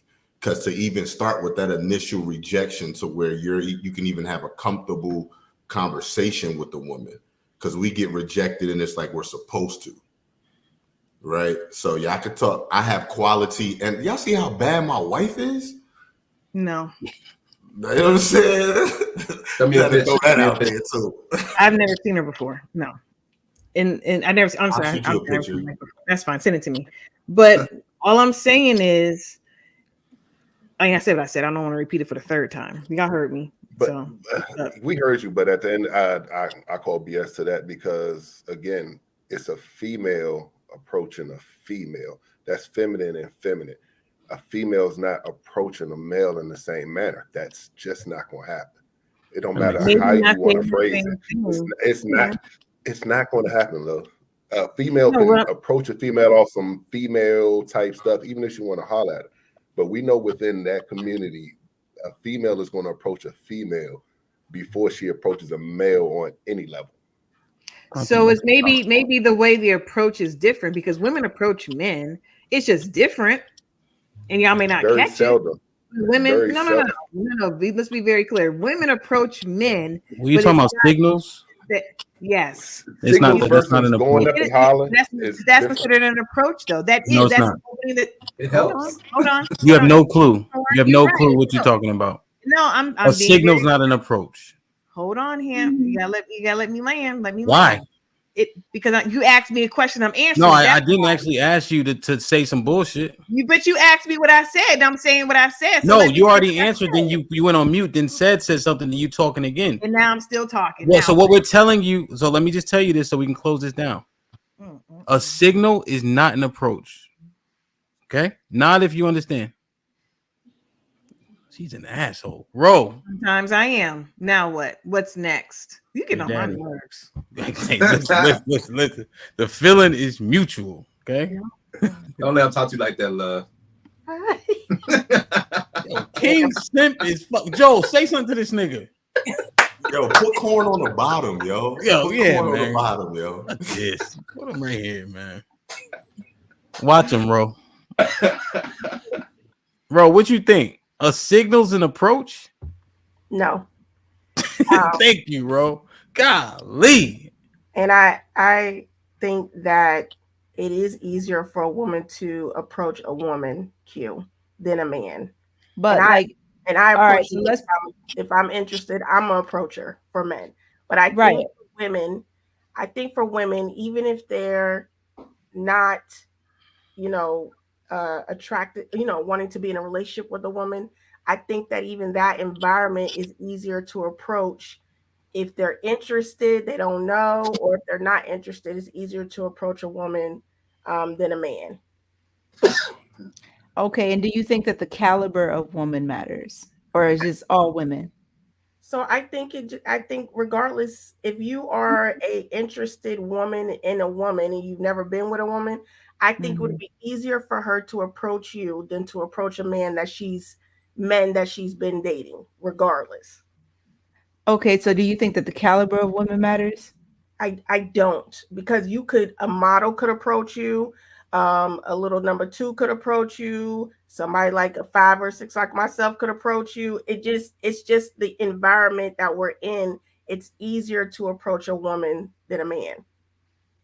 Okay, so what I'm saying is the models are approaching me at higher numbers than what they can even bag trying to go after. Not the cap. That's what I'm saying. Okay.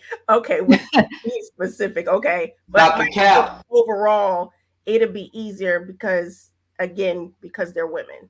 Okay. Everybody's not like, and that's what I was kind of trying to get at. Like I said, so it's hard for y'all, and then I said I'm gonna shut the fuck up, and then Hamp got in his feelings.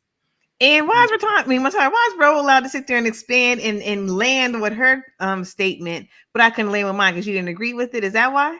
I timed your statement. You were able to say your entire thought. What you wanted to do was not. You said you wanted to say it a third time. Remember you said that? That was the second one I was talking. That's why I cut it off, because you said third time. You admitted it.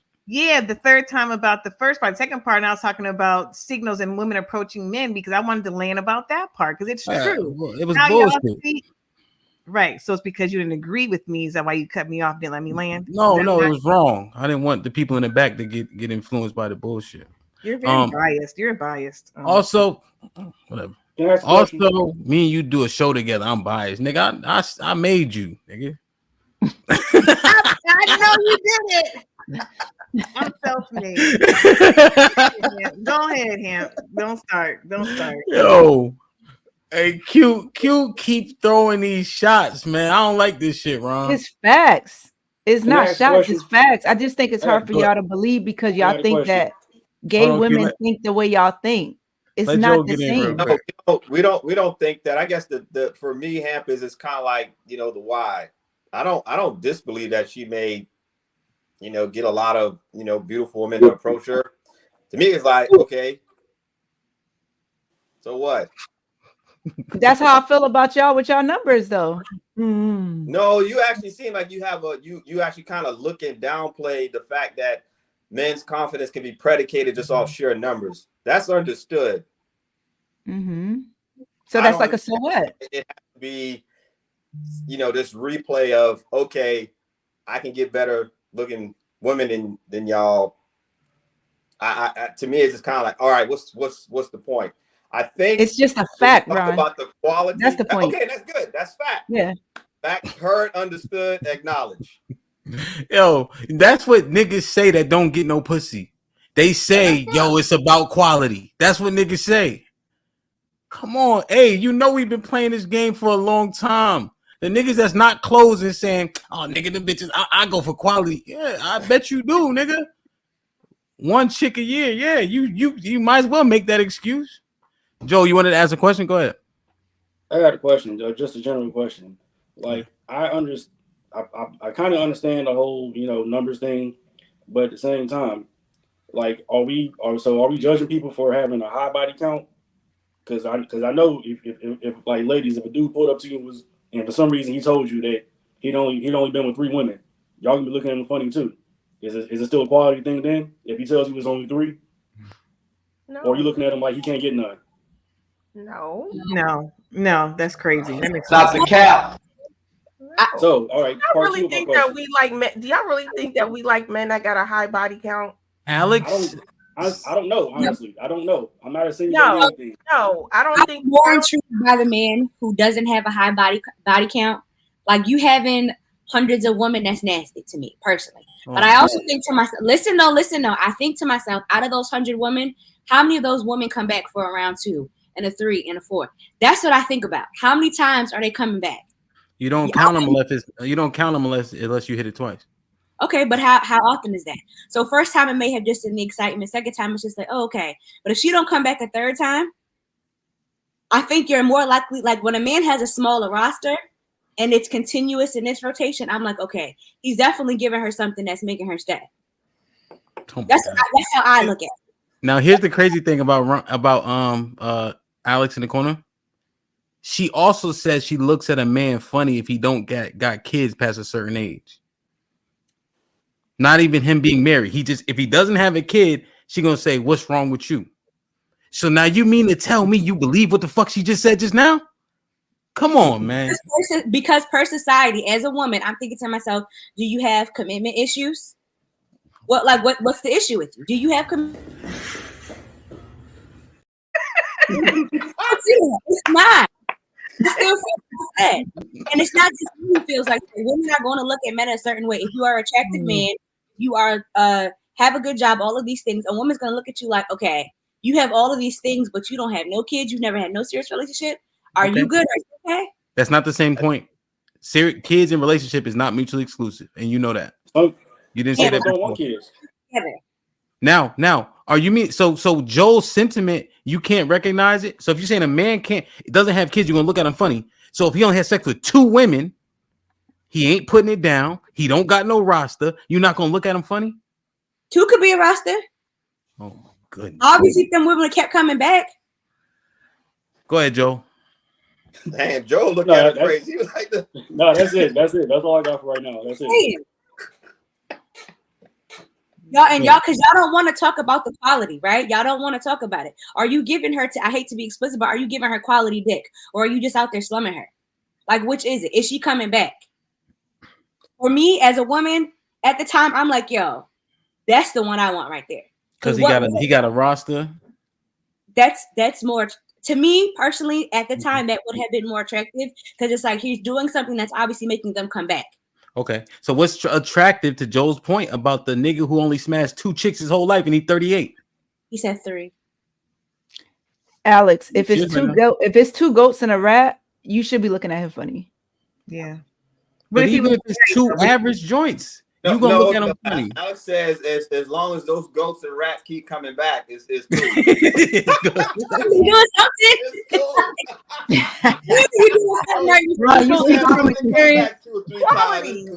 Quality. Ron, you here to tell your story? Go ahead. I'm here to tell my story. Yeah. So like my whole thing is how does the 20% keep becoming the 20%? If y'all keep going for the same niggas, the same niggas fucking all of y'all. So of course they're gonna have a high body count. That doesn't make sense. Shit like that. Shit like that. No, because I don't subscribe to wanting a man with a high body. But you might have subscribed to it in like theory, but in action, that's how it plays out.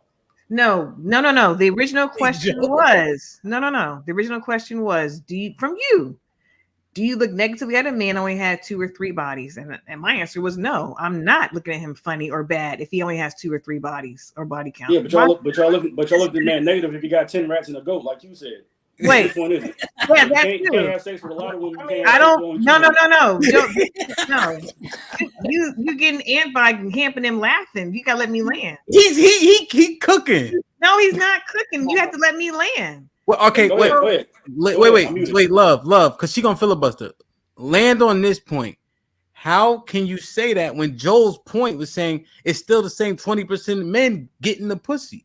Well, the 20% isn't stepping up and asking the 2, the 3s, or the 4s to move themselves up. They ain't got the confidence. That's why they keep staying in that 20%. What the hell she say? You heard what I said? I said the 20% is staying 20% because that 20% does not have the confidence that you all have to approach the women, to even move and start in the process of going to the 2s and the 3s and the 4s and moving up. That's why they still stay in the 20%. Oh, because you're saying they're not talking to women and getting no Yes, checks. they're not talking to women. I think women, y'all 2s and 3s and 4s, and y'all think y'all ain't. I mean, even if we are, they're still not. Even if we are, that 20% stays the 20% because they're not even approaching the women. What'd you say, Ron? I was wondering if she meant 80% who's not confident to approach women versus the 20. The 20% doesn't need the 20% doesn't need to approach. Yeah. Okay. All right. No, well, the 20% are the ones smashing all the chicks. Yeah. And presumably they don't have to approach because they exude this aura for which they don't need to approach. Well. Yo, Alex, Joe, I think you are 100% on point, bro. And to further that point, like it's like, bro, I understand what you're saying there too. Now, once again, speaking strictly for myself, it's a lot easier to approach people when they've made it known that you're what they're looking for. Like y'all, like women not much unlike yourself, and women all over the damn world get up here on panels and in real life and say, "Oh, I want a man that's 6 feet tall, got a 6-pack, made 6 figures, all that other superficial stuff." So me, as a man that ain't none of that, if you're telling me that I'm not what you're checking for, of course I'm not going to approach you. Hold on, bro. Let me read these. I'm not saying you personally. I'm just saying in general. Yeah. No, that's a good ass point. Hold on, let me read this super chat. I'm getting too far behind. Jay Gray with the $2. LOL, I'm playing Metal Gear Solid on hard right now. Yo, pause. I'm telling you, that shit was fucking impossible, bro. Wild Wisdom with the $10. Women are attracted to swagger and suave, charisma and humor, and even that quiet confidence, no matter the height. As Bub would say, peep game. Here for the T with the $5. Should women approach men though? Keep it real. No, because they want chivalry and all that. T, you know they don't back that. Double R Films at the $2. Question for love. Can you elaborate on approach? Laugh out loud. Yeah, we already chopped that fable. Still low key 21 with the $5. The 20% wouldn't be the 20% if y'all didn't like men with a high body count. Stop the cap. Here for the T with the $5. Most alpha men have high body counts, and that's what most women desire. So can y'all make it make sense? Twan with the $5. Twan was popping, just showing love. Salute to the panel, no doubt. Rubber Rose with the $5. Guys, the women clearly lying. The numbers don't reflect what they are saying. Go ahead. I don't know if Roll with Love is about to go. To answer Joe's question, Hamp, Mr. White, and Corn all say that from wherever they were in life, when they were younger, before they were married, Hamp and Mr. White was pulling them down. It didn't matter who it was. It didn't matter what it was, because their objective was to get the woman, right? To hit it, whatever. Corn said, I start from the bottom and I move all the way up to the top until I get my confidence level up. For you to ask and say, for you to say that you don't approach women, that's your fault. That's not the woman's fault, because ultimately these men have hit women, hundreds of them, cows, chickens, roosters, whatever. And one is saying that he builds his confidence up by starting from the bottom and going up. So for you not to approach a woman, that's on you. That's you being part of that 80%, like Ron said. If you don't have the confidence to do it, you're not going to get it. That's no different than if you don't ask for it, you're not going to get it. I mean, that's just what it is. It shouldn't matter if she's a model, if you're attracted to her. I'm not saying you shouldn't, but if you like her, why not approach her? Why not say, hi, how are you doing? Or whatever the case is. That's not confident. These men were all confident. No matter who they was pulling, their objective was to do whatever it was, and they committed to their objective, and they got the results. You're not doing anything. You got to figure out what your objective is. All right, I largely agree with you. I've said on here, the first time I was up here, it should have already came across that I ain't the most confident person in the world. I admit that and I own it. Two, when I made my previous point, it wasn't a shot at you. I wasn't blaming women. I'm not putting the blame on nobody else but me. All I'm saying is the way I operate is I go where I'm wanted. I go where I'm appreciated. And the reason I'm part of the quote unquote 80% is because it's something I got to work on. It's very hard for me to exist and talk to people and approach somebody if you told me that you're not that I'm not what you want. And that's the vibe. That's the general vibe that I get with me being who I am and me living in this world. Is that's on me. I wasn't taking a shot at you or any other woman.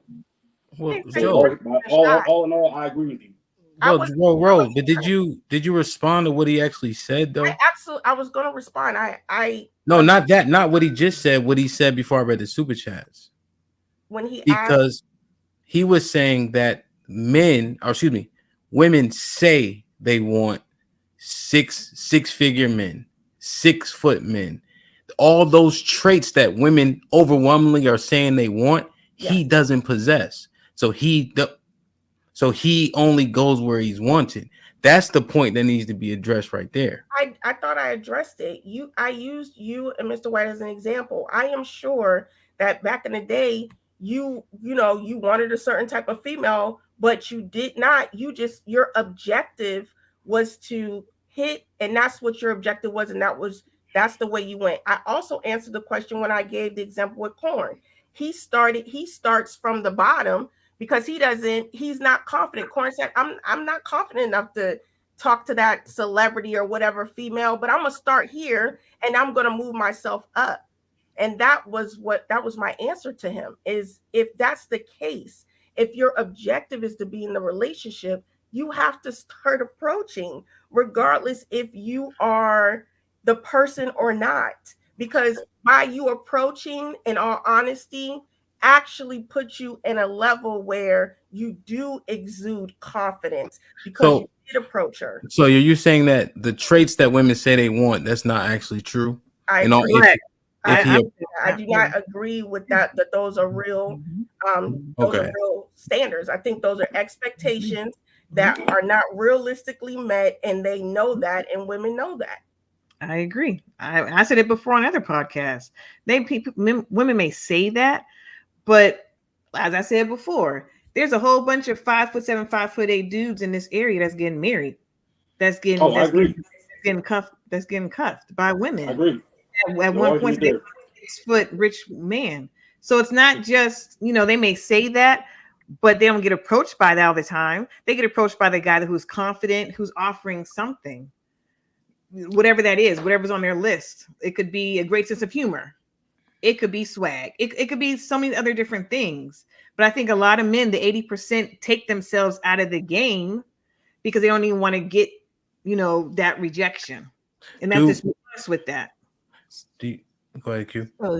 So I had a serious question. I hope it doesn't switch the topic or anything like that. But do you think that guys who are punching these chicks in the face for turning them down are also fixed on confidence when it comes to those numbers and getting women? You said they're fixed on the do you think that the confidence plays a part in that? Y'all are getting these women's numbers, scoring these goals that we have to get them. Mm-hmm. It's building confidence in us. Do you think that confidence matters so much that these niggas is punching bitches for not giving them their number? Is that really just a thing with men? Getting women matters that much? I don't think your confidence. I don't think a lot of men do that though. Q. Not a lot of men. No, I'm not saying men that do it. Men that do it though. The guys that do it. So they take it personal because that's damn, I can't even build my numbers up. You fucking with my numbers, because his confidence is linked to that. Ego. I want to separate. That's why I was asking before. Yeah, is it confidence or is it cockiness and ego? And you guys just kept saying that's confidence. So I'm just trying to understand. That's all. From my perspective, if you're asking me, you're asking the men or the women. From your perspective, you're asking the men. Yeah. Yeah, it's rejection. They don't deal with rejection well, and they deal with it like that. But I don't know if they're even necessary to talk about, because I think the numbers are so small for people who react like that. But you think they also have the same goal? It's an innate quality in men to just want to have the numbers to build their confidence? It's not an innate quality. I think you have men that choose to make an objective, and that objective could be, taking down a chick or taking down many chicks. But I don't think it's innate though. That means that innate means that applies for every man. Well, yeah, Ron, no, that's why I was asking that, Ron. I think you're more right than you're wrong, Ron. Because if they could, they would. If they put a vagina on the light pole, niggas would be out there all week. Yeah, but that not necessary. I don't think all men would be. Yeah, like if you could smash chicks, if a chick say, "Ron, come over right now," you gonna log off. No, it has to look. It depends on if I'm attracted to her. Yeah, you're attracted, and you want it, or she's mildly attractive, or it's 4 a.m. and you ain't gonna get caught going over there. You're gonna make a reason where you're gonna go get them cheeks. So I don't think Q is entirely wrong. I think men just don't have all the access they want. Right. So as far as it being innate to build confidence, that's kind of where I don't necessarily. Oh, I see you. Okay. I'll do it just because. Oh, piece of shit. Yeah. I see. In terms of confidence, to make sure I make them come back. That's how you make them come back. Practice make perfect. Mr. White. So I want to clarify something to make sure I'm understanding Q.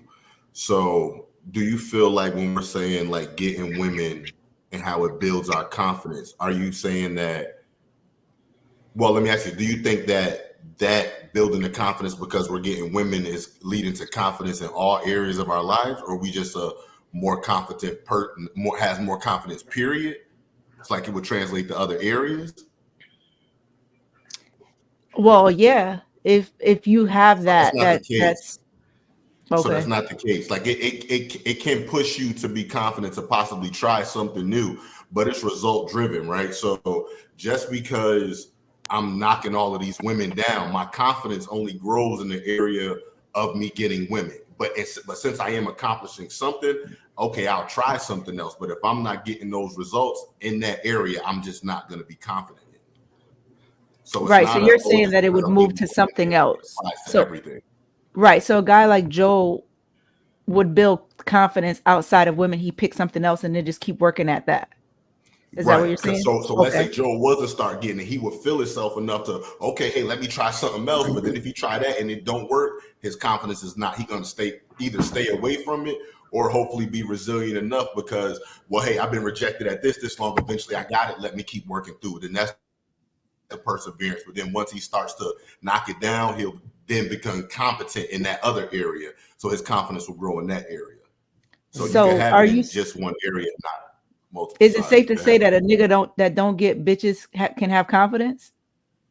Yeah, he can have confidence in other things. Because it's more about, remember, competence and results. Right? So like Joel was saying about how like his rejection, I don't know specifically what he's saying, but I'm sure there's other areas where whatever his expertise is, he a beast in it. Right, Joel? Whatever it is he do or whatever, he could talk about it, he could teach about it, you ask him about it, he ain't gonna hesitate about it, boom, he got it. But if it's a woman who not feeling him or who wants something else, he's not gonna be as confident to go do that. So it's all about the results. So now I feel like we're having the conversation. Okay. I'm understanding that more. I want to piggyback off of that then real quick, Joel, because you self-admitted that you're not as confident with women, you're probably 80%. What area in your life are you most confident? I have like a really unique set of hobbies. So among my group of friends, Ham knows, he's hung out with me a couple of times. I'm very good at like organizing my friends. I host a lot of game nights. I'm really good at that shit. Me and my friends get together, we play cards, we play spades, usually at my place. For some reason I'm an excellent host. I'm really good at bringing my friends together, people I'm cool with. And we have a good time. So that's one of the things I always hang my hat on. Like my group of friends, almost every weekend, we're looking to hang out and get it in, have a good time. So that's one of the things I pride myself on. I know that sounded pretty corny. I know that sounded pretty corny. Chat probably right now. No, listen. No, it's not corny. So with that boost of confidence that you have, that you are a great social organizer and connector, how do you translate that or transition that over to your social life with confidence with women then? Yeah. It doesn't really. Joe, before you answer, just a clarifying question. Love, did you get from Q and Mr. White's conversation that confidence is transferable? Yes. Because I didn't get what they were saying. I thought that's what I got. I'm trying to understand. I'm wrong. That's fine. If I'm wrong, I'm wrong. But is that what you all were implying or not? I don't think so. Adrian is saying no. Q, am I wrong? That's fine. If I'm wrong, I'm wrong. No. Okay, break it down again, Adrian. Is confidence transferable? Like he's confident in this, but when he goes to this task or goal to achieve, can he take confidence from here and plug it here and continue? Oh no, that's not what I got. No, it just he just got it in that thing, and then he got it separately in some other shit. If it don't exist there, he can't bring that shit nowhere else. That's why he not gonna get the bitches. I thought he was saying if a man is confident with getting chicks, that makes him confident in other areas. And so that's what I was saying. That opposite. Go ahead. No, so just to start something, right? So he's the GOAT at doing the events. You tell him to plan something, he ain't gonna have no about it. We know it's about to be fire, right? But it's not gonna translate to women because he started it and he he's seeing what his success rate is. So I'm not even gonna bother to even step out of my lane. I thought you said it gives him confidence to start to do something else. So that's why I was making that juxtaposition, because it gives him confidence to start something else. Right. So okay, start it. Can you not start it then with the women? That's what I'm saying. He has started, but look at his results. He talked about his results, right? So it's not like it's something brand new that he's just trying for the first time. He's been trying it throughout the years. But that's why I made that connection. So my connection out in left field. I heard what I heard. So my connection out in left field. So that was what I heard, and that's why I asked that. My question started and go and use it. That's what I was saying. Well, is that where external factors come back into play? I was right. Yeah. So for instance, like with Joel, right? He started DJing, right? So I DJ. Okay. So I'm like, Joel, come help me with this event, or can you do X, Y, and Z? And so if he respects my DJing prowess, and I'm like, yo, can you come do this? That's an external factor. Like, damn, okay, I must be all right. Like you know what I'm saying? Like what Andrew Tate said. Mm-hmm. He feels confident because he's coming along with you, and you are that external factor. Okay, catalyst or whatever. Yeah. But it goes along with that. The iron sharpens iron thing what Andrew Tate said. Okay, I have reason to believe that if Joe give himself a good haircut, hit the gym, and told himself every day he's that nigga and start building that confidence inside, he ain't gonna need no fucking hemp. That's what I think. DJ? That's what I think. For his confidence and getting bitches, that's what I think. He could build that shit up in himself. I think that's really where it should start. But yeah. But Q, is it okay to have a catalyst? So let's say Joel get in shape, right? And I got the chicks, and I'm like, yo, it's my man Joe. He a good nigga. And I put him in a game. And it's easier to close if somebody put you in a game, like a warm lead. Well, I'm learning from you guys that's how y'all operate. You know what I'm saying? Like that works for y'all. But I think he could actually get the bitches on his own if he had internal confidence and not from external factors. That's what I'm saying. Yeah, I think you're right. I just think people need a catalyst of some sort. That could be a bad thing. You teaching me something, so okay. No, I agree. I agree with about y'all. I agree with that, Hams. I remember if we go out, you're a little bit more talkative than I am, but at the same time, you can like bring them in. I can be like, okay, and I'll close. You know what I mean? So yeah, I agree with that. Yeah. No, I don't know. Q. What are you talking about, my nigga? Like, what do you think that y'all doing? That's so like, what are you saying? What are you saying? Yeah, why you getting upset? Like you can't. It's just certain shit you can't. You can't put a battery in my back. Your batteries don't work for me. There's certain shit you can't relate to, and that's okay, right? Just like I'm sitting here learning about you niggas. I can't relate to that shit. Though, I don't believe you. I think that's the problem I'm having. I don't think you have a great success rate, and I don't think that you get approached overwhelmingly. But that's your opinion. No, but I think it's a fact, though. I told you what the facts are, but you choose to believe what you want to believe because again, you can't relate. Because even when you was talking about when they asked you about licking vaginas, it wasn't a plethora of vaginas. For an obvious reason, are you done? Like that? Nah, I don't think you closing like that. Y'all got a plethora? Because you keep on I know you keep on being like you keep on throwing shots at us, and I don't understand it. Like you not doing what you think you're doing. You ain't Superwoman. Y'all got a plethora of vaginas that y'all licked on?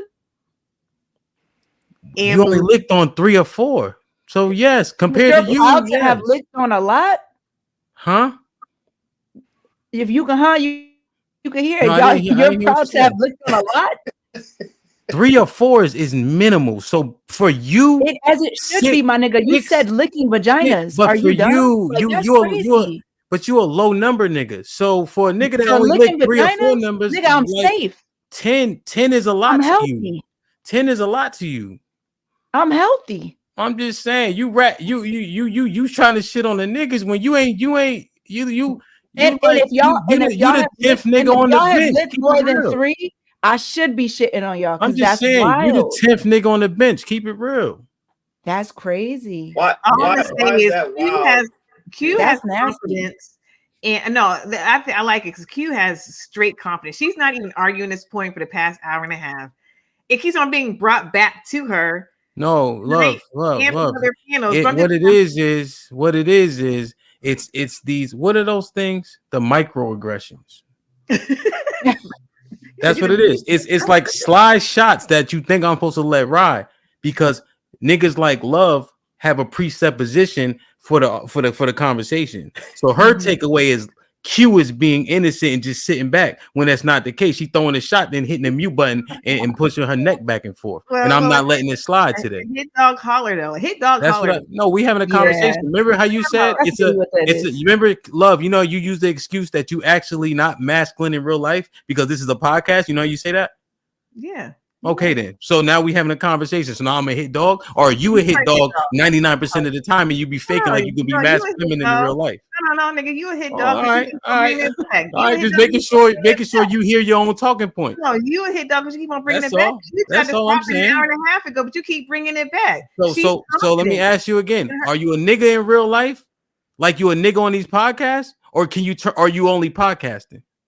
What I'm doing right now is talking and saying. No, I'm asking you. That's the excuse you give about being a nigga most of the time. So I'm asking. So no, I'm not being a nigga, sir. Like a man, like masculine. I'm not masculine on the podcast at all. But you're argumentative. You have masculine traits. So is it a podcast thing or is that you in real life?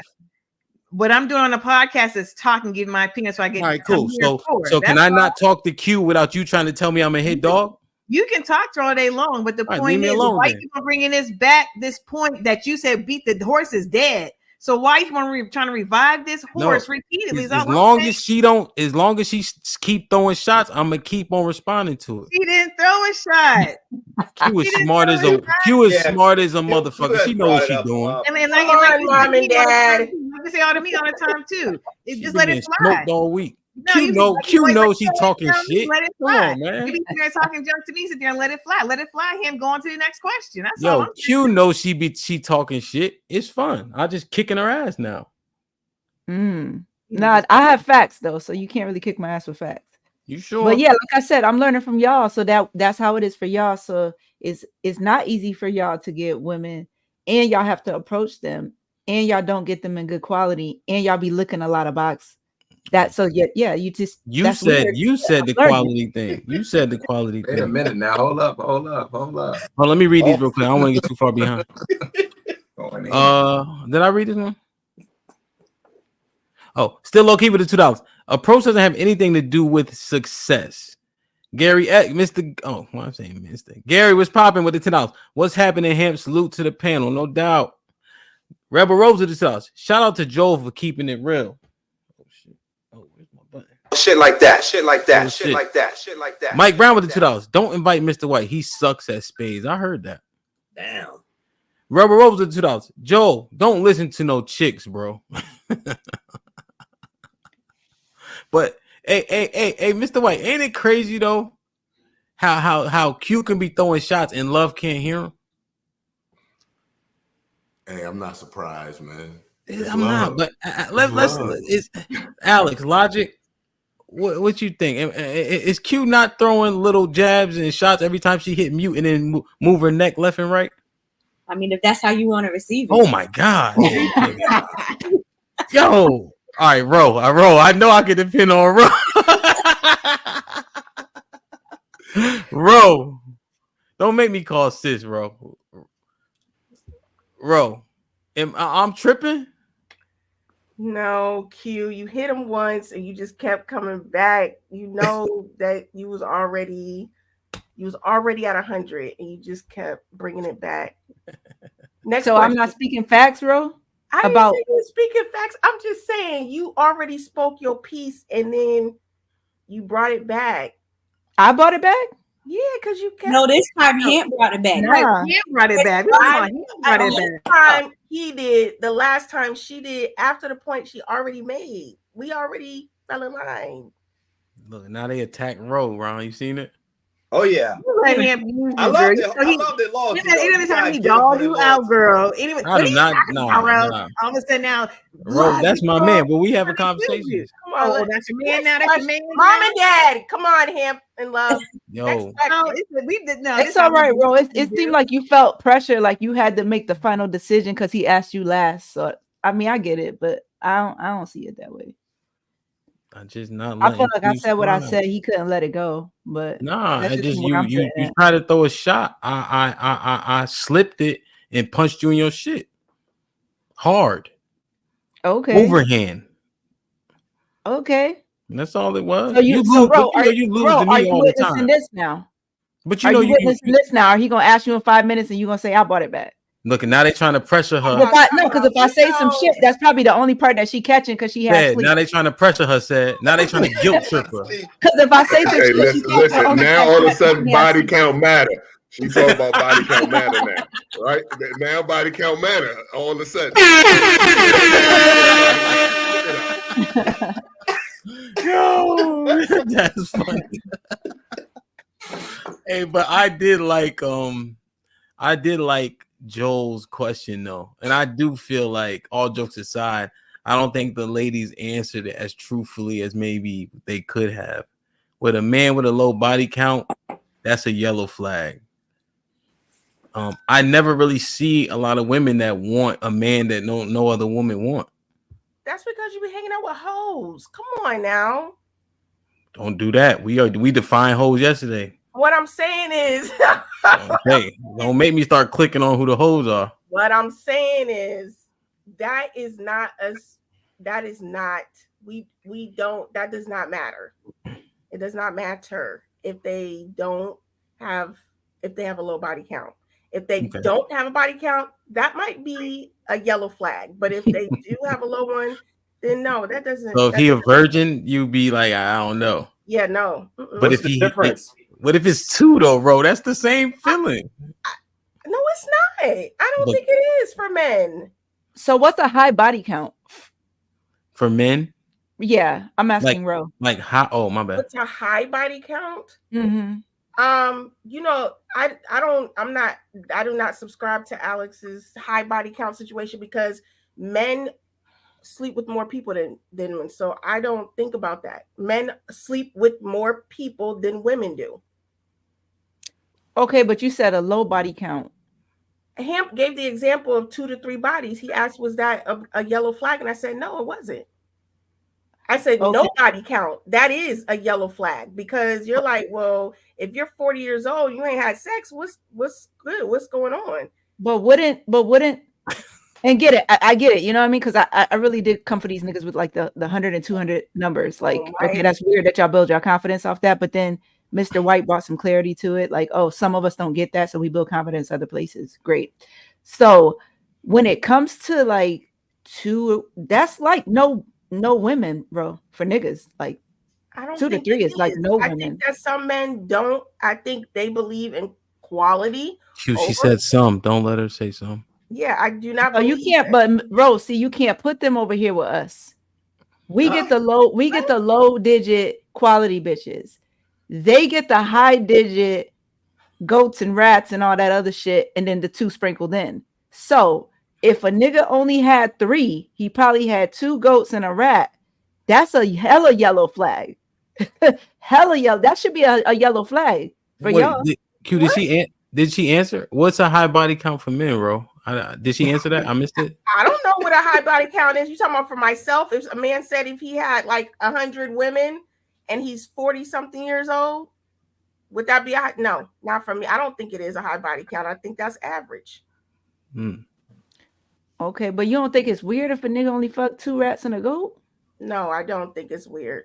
That's wild, bro. No, that's 2 giving rats and a goat. That's giving like. But now he's going on with you. Yeah, that's the same as a virgin, right? Like, right. That's what I'm thinking for a man. So you were really check for a nigga who only fucked 3 bitches his whole life. So what if he's been? The nigga should have been fucking since, bro. The nigga should have been fucking since he was like maybe like 16. What if he's been in relationships? Like 16ish, long-term relationships since he was 18? Huh? What if he's been in long relationships with these women? That's impossible. What nigga not knocking bitches down between like ages 18 to 25 at least? I'm not gonna say that. Sorry, Joe. So what was the question? I'm sorry. Go ahead. Say it again. The 80% Q. Did Joe raise his hand for what? 18, like, and I'm not advocating for teenagers to be fucking because Ain't no teenagers of mine gonna be fucking that young. Even if but we're I'm not just talking, saying even that seems normal to me. Like niggas start fucking between like 16 and 18, and then they just keep knocking bitches down throughout that time. If that so was that just seems kind of red flaggish. Q, Fuck the yellow flag, Hamp. That's a red flag. If that's the case, we would have 80% of men not being in relationships or not having, what is it, sex or relationships? The 80%. Sex, 80% don't have sex. Well, I said 80%. Women think 80% of men are unattractive. Oh, that don't mean they're not fucking. Yeah. So the numbers would be that it's 20% of men having sex because 30% are married. So I guess if you did 30% plus the 20% single, and there's that other 52% that are potentially not having sex per se. So it's almost like 50% of men ain't getting no cheeks. So why would that not be normal, Q? I'm not understanding. That's 50%. Most of y'all niggas start fucking young, right? 16 to 18. 16 probably makes sense. So, Ro, come on now. You meeting him at what age? And he only 40. had 3? If I meet him at 40, 43 years old and he's only had 3 or 4, I don't see an issue with him. Stop the cap. This is nuts. This is nuts. You see? Q, I'm telling you, I know they was backing you up, but you might want to rethink your back. I'm thinking when I picked on Ro, I'm like, that shit is invalid now. When Ro backed me up, I feel like fuck me, man. Pause. Lauren, what's popping? Are you staying hydrated? Barely, man. I got this Branson. Ladies, y'all ask men their body count on dates, or you ask how many serious relationships they had. Hold on, I missed one. Serious? Hold on one second. I missed one. Hold on one second. Oh, this one.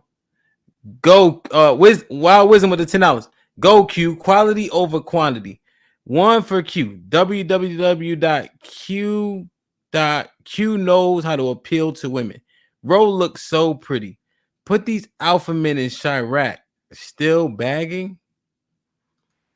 No, what does that mean? Are we bagging chicks in Chicago? Have you seen them chicks from the Midwest? Sexy Red look like a goddamn. Come on, man. Damn, y'all don't ask about body count. No, what is a high body count for men though? I want to know this. Alex, you know? You know what? I know you always say I'm backpedaling him, but stop it now. But I think age matters. Did a man go to college? On me picking a number on his body count. Okay, it's your man. What's a high body count for men? Okay, so let's say if the man was 35, I would say maybe like, and he went to college, I would say 40 is a high body count. He 35 and he went to college? Mm-hmm. And 40 is a high number? I would say so because I'm also going to factor in too, like, did he have any serious relationship? Did you have 1 or 2 in there? Wow. And then in college, were you an athlete? Were you a part of the Greek life? Were you social on campus? All of those make a difference. Damn, 40? When you was talking about 100, I said that's nasty. So that's a little over 1 per year if you assume that they, started having sex at 18. 18. And that goes back also to my point of like quality. I think somebody sending you practicing and it's getting better and so forth and so forth. Like you asked me what I thought and I told you 40. Oh, that neck started rolling, goddamn. That's my answer. That's my answer. That's why I said 100 by 40. 100 by 40. Okay. Is a lot. That's a lot. I thought you said average at first. Love, what's a high body count for men? Hold on, before you answer. Stop the cap. All right, I didn't even answer. I don't know. I don't ask men body count number questions. I really don't. I don't ask body count. I don't ask body count. We're asking just to speculate. Oh, okay. Speculating. I'm gonna say real quick. He turned on you quick, Raton, and didn't mean real, didn't he? Anyway, I think that I think 100 is a lot. I think 100 is a lot for. I think that's 100 is a lot. I believe. So he 40, 100 is a lot. Yeah. Yes. 100 is a lot. 40 years old, having 100. You entered 100 different women. Yes. And you know you weren't wearing condoms all the time. I know y'all wasn't. Not y'all specifically. I'm just saying the men. Y'all weren't wearing condoms every single time. I don't think it's hilarious. Corn, what do you think a high body count for a dude is, Corn? I was thinking about this too. Oh, wait a minute. Now. I think a high body count is over I'll say over 30, 40. I'll say 40. Really? For a man your age? I know one of my homeboys, he had 80. I think that's a lot, but yeah. Okay. Y'all, God damn, where y'all be fucking? Because I don't think those numbers now, that's are high not at me. all. I ain't say that was me. But I'm just saying. I think. Hold on, Q. Don't give your opinion on the numbers. Let's just get the numbers first. So he said 40 at 40. Ron, fix your face. Ron, what's the high? Man, look, if we're not talking about like 200 or more, that's really not a high body count. Like, let's not get confused with low versus average and then high. Like, if you're doing one meet someone one time per year, shit, you 30 and you're in your 30s, you're gonna get 40s and 50s kind of easy. Well, and from 16 to 30, for the 16 to 40 is what? 20, is that 20 years? What is that? What's the math on that? 24, 24? No, that's 28, 6 years. 24 years. So 40 is a little over one body count per year. That's not a lot. Get out of here. So what's a lot to you, Ron? Is a question. What's a lot to you? What's a lot? I said like 250. If it's 250 or higher, you might be that's a lot. Broaching okay. a lot. Okay, Joe, what's a lot to you? Probably, I don't know. I mean, I don't assign numbers to this shit. I'm gonna say 100 just to keep it moving. I don't ask the question because don't nothing positive come out of this conversation. So I don't. Big said, what's a high number to you? Big said. A high number to me, I'm like Ron, like 250 and up. Because what was that lady that y'all had on the panel? She had like 300. She had 300. Like 300, whatever it was. But yeah. Oh, saggy. That's a lot, but I understand. It's a lot, but I understand. and she's married for 20 years. Yeah, that's what I said. That's really a lot. I ain't see no paperwork. Yeah, she's definitely got bagged. Mr. White, did you answer? I ain't see no ring.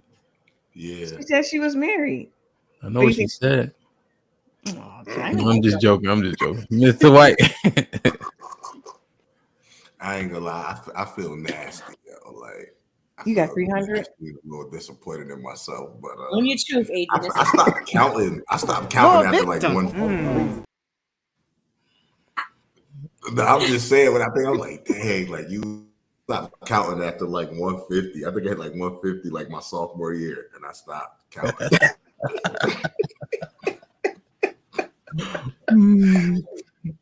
Terrible. Corn's face is hilarious. Corn looks so disgusted.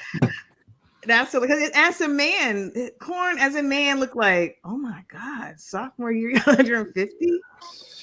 That's a lot. That's what I was saying. Like adding in college. And when did you pledge, Adrian?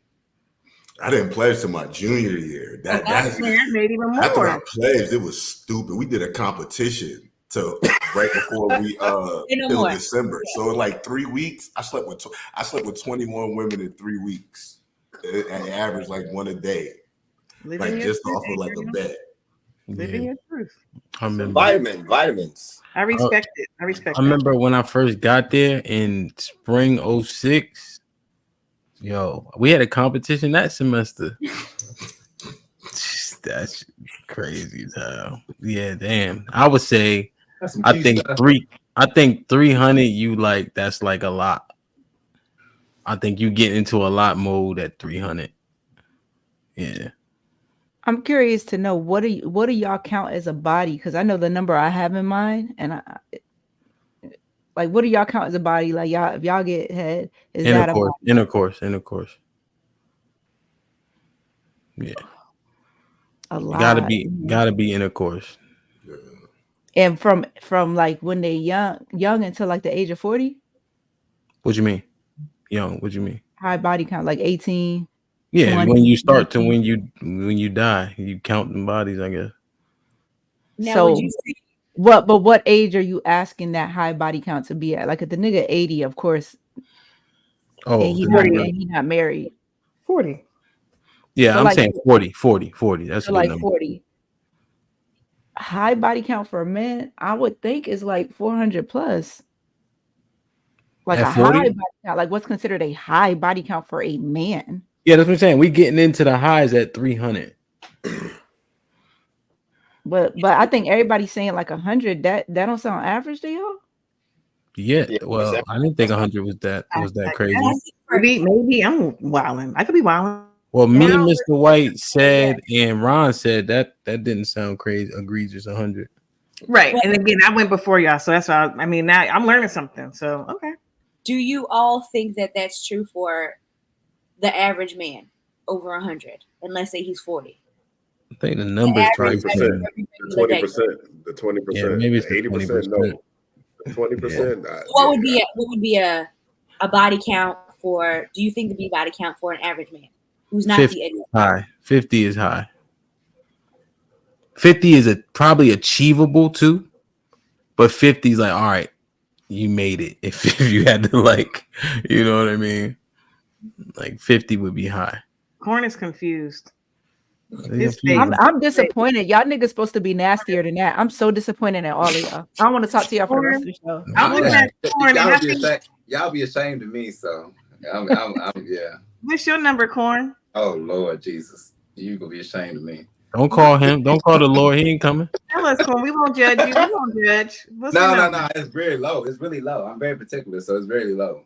Corn. Let them tell it. They like low. It's under 10 for me. I ain't gonna hold you. It's under 10. It's like maybe 10, maybe a little under 10. See, I told you. But Corn. Most of Corn's life, he didn't know how to talk to women. Like that's the truth. We talked about the girl from Tinder, how he be getting played, and how he had this. It took him till he was what 30. No. So I didn't lose my virginity until I was 22, bro. That's a smart man right there. So I didn't start until I was 22. So in college, I didn't do none of that. I was in the church, and I was like, nah, I'm gonna hold myself. And then I eventually just said, no, I'm gonna just go ahead and do something. And then you're like, oh, fuck it. Pretty much. Corn, but with Alex's point, I think Alex and Q's somebody's point, I forgot. If a man had, we said 3, but we'll say 10, right? And he's 40. Corn is 40. He's still considered a catch. And he has a very low body count. How you figure he's a catch? Because he's tall, he makes the money. Like he's what women are looking for, right? Because he's tall and he in a vacuum. And then when you start talking to him, what happens? Don't do that.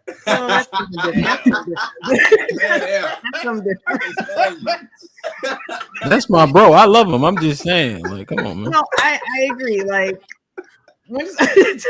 and then this is what I hate about you, Nick. Hold on, still low key 21 with the South. The average is 10. Y'all are heathens. Yo.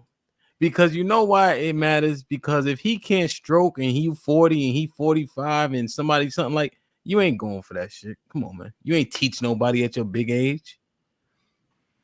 Come on, man. You got 15 more years left. You gonna be teaching somebody for 7 years? You have that. As a gay woman, I feel like y'all straight women are capping with that shit. Like y'all not judging a nigga for having low body count. No, we're not judging a man for low body count. No. Not they are. You're not gonna think something wrong with him. His shit small. He can't fuck. Like y'all not thinking none of that. So I'm hearing what straight women say on a lot of other shows and shit like that. Like y'all just the exception. Y'all fucking a nigga with two bodies. A real life example is on this. Well, he was on the show. He's black now, but a real life example on this show is walking and talking amongst us. Again, corn is still considered part of 20%. Now, if he chooses to participate in that, that's his choice. But on paper, he is a part of the 20%. So just based on his looks, based upon his looks, his career. So you were telling me you were fucking nigga with two bodies who can't eat box? I could do other things to him. I don't want to be too graphic, but I would write. I would write his face, but that's something totally different. Different conversation for a different day. I don't know. I'm with you. I don't know. He could be taught. I mean, yeah, hit the cap button. I'm sorry, love. I love you, but I'm telling the truth, Q. Like y'all can call it cap all day long, but when she's lying. No, she's not lying. When a woman finds a good man and he can't stroke right, you can teach a stroke. You can do other things to help him out. Like I said, I don't want to be too graphic. What about when y'all said that it's not negotiable bad sex? Who said? Did I say that? Alex. Oh well, I talked about that. Yeah. And everybody agreed. Mm-hmm. Oh man, I didn't agree to that. This said it. You are not the outlier, love. Sorry. I don't remember saying that here. Come on, bro. Come on. For once in your life. I'm being very serious. And again, Corn's off the show now, so I can talk for real. If hit Corn, him with the Michael Jackson ham. Hold on. So, walking. Oh, he's in the back. My bad. So we don't think he here now. But we are using him as a real life example. Corn is a good catch on paper. Again, when he talks and that whole Will Smith simp thing, that's a turn off. Yes, that was a huge turn off. And the other women, it would be. But outside of that, he is a good catch. And he only had 10 bodies or less. That could be overlooked because you can coach a man along. But I think that's where y'all fuck up with these niggas too. Because y'all swear y'all could coach them and shit. Period, right? And then you find out that doesn't work. That's a good point, Q. But we do go and think we can coach. That's a good point. We do go in there thinking we can coach and do things, and then he'll acquiesce or be acclimated to what we like and whatnot, and then it doesn't work, then we cheat. So yes, that's super saving nigga shit. That's a good point. That's a good point. You said Corn, are you coachable? Corn, are you coachable? Of course, he's the king simp. Oh, good point. Never mind. Take that question back. You're right. I forget. Hell no, my phone messing up. So love, if Corn asked you out, you're saying you would not go out with him because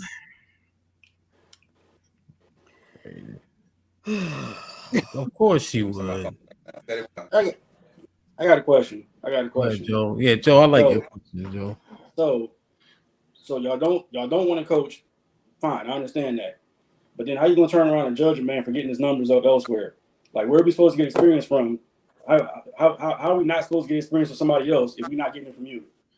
But Joe, you won't even ask nobody out. Bro, I'm asking a general question. Let's stay on topic. I'm saying, I'm asking a general question. He asking a question. The general Mr. question. Mr. White said, "Can I?" Go ahead. Because when Mr. White was saying earlier about he was getting his numbers up with the lesser attractive ones, as Q was calling them, like that was being frowned upon.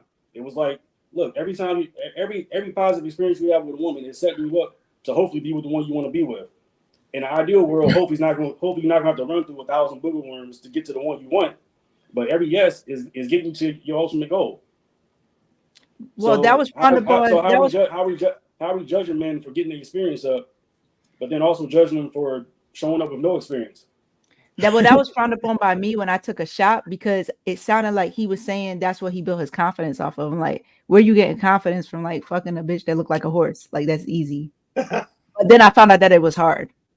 But it's not just the confidence. We got past all that, so it's not just the confidence there. I mean, it's a positive experience. That's what I'm saying. Yes. So but that was me coming for him. for them, like in a low key way. Like I was being passive aggressive, but we have an understanding now. Yeah, but and reps, right, Joe? Right, you get stroke reps, all that.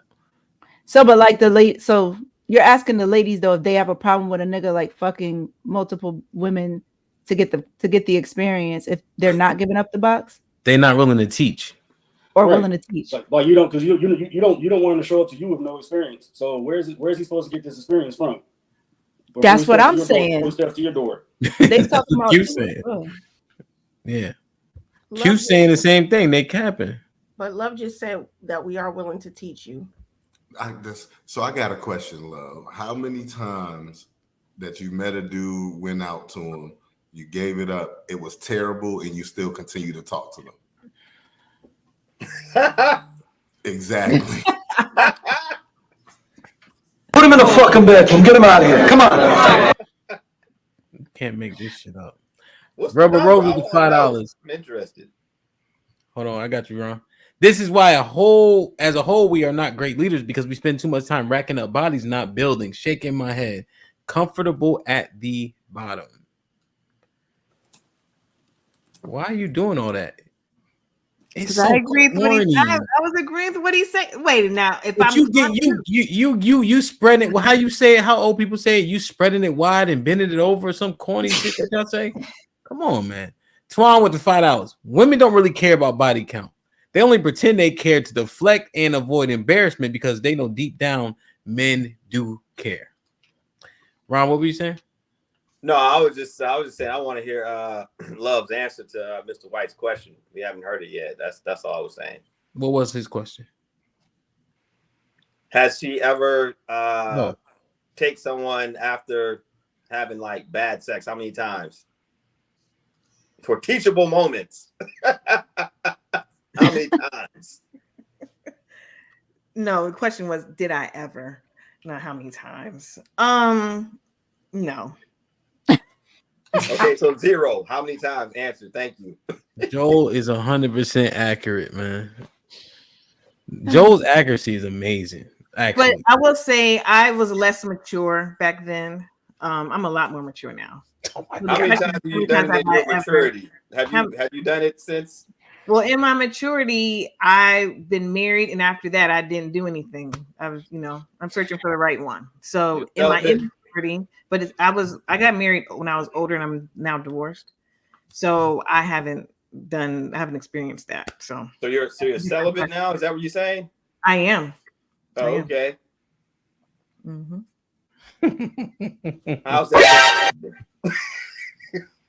What was your question? How's that going for you?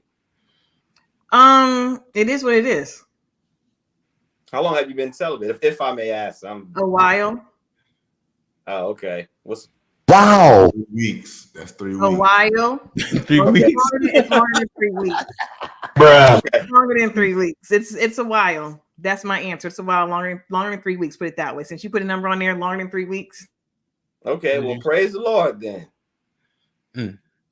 Lauren Mack with the $5. If Korn had 10 partners, but he had sex technically 1,000 times by 40 years old, would you still say he is inexperienced? Yes. Yes. So wouldn't the woman? I don't know. That's a good question. I thought it was a good question, Lauren, actually. If he only had 10 partners, but they had sex every single day and multiple times of sex, how is that less experienced than the guy that had 400? Because when Ro was saying you don't know what you like. So in order to know what you like, you need more partners. Because if it was just one person, then you could technically know what you like from one person, but you guys further the point that that's not the case, which is why you need to go out there and experience.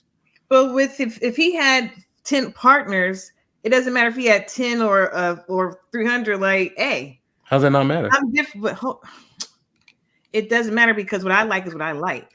So he would still have to understand my body and what I like anyway. So he had to experience with me. So I don't understand how that's not kind of still having experience, because he's 1,000 times or whatever. You have 400, they didn't come back. You'd had one and done 400 times. Fine. But he had 1,000 So rounds. you think you're that unique? You don't think the same tricks work on you that work on other women? But there's nuances though, Hamp. Okay, There's fine. You'll never get nuances, especially with 10. Do you think you're more likely to find the nuances at 400? 400 different women. Yes. I think when you get those kind of numbers, you kind of get insatiable. Like that. Do you think nervous. that you'll be able to discover the nuances with 400 different women as opposed to 10? I think that causes another concern though, Hamp. That's all I'm saying. Like the nuances, I think you gloss over the nuances because you had it so much, and it's that's what I'm saying. I think you gloss over the nuances when you've had 400 women. It's so unbelievable. 401, I think it gets less. I'm trying. I guess the intimate is the right word I'm thinking of. But you're saying nuance, right? Pleasing women. If you have sex with, forget it. Why are you so frustrated? I'm just trying to have a conversation. I agree. I would agree if you were trying to have a conversation. I really was, but you obviously don't want to have. You're getting very frustrated, so I'll go on mute. Go ahead. I'm not very frustrated. It is slightly tiring if people just don't answer, and they want to answer their own question. So, Alex, maybe you'll answer, maybe you won't. Do you think that you have more of an opportunity to discover nuances of women if you have sex with 400 of them as opposed to 10?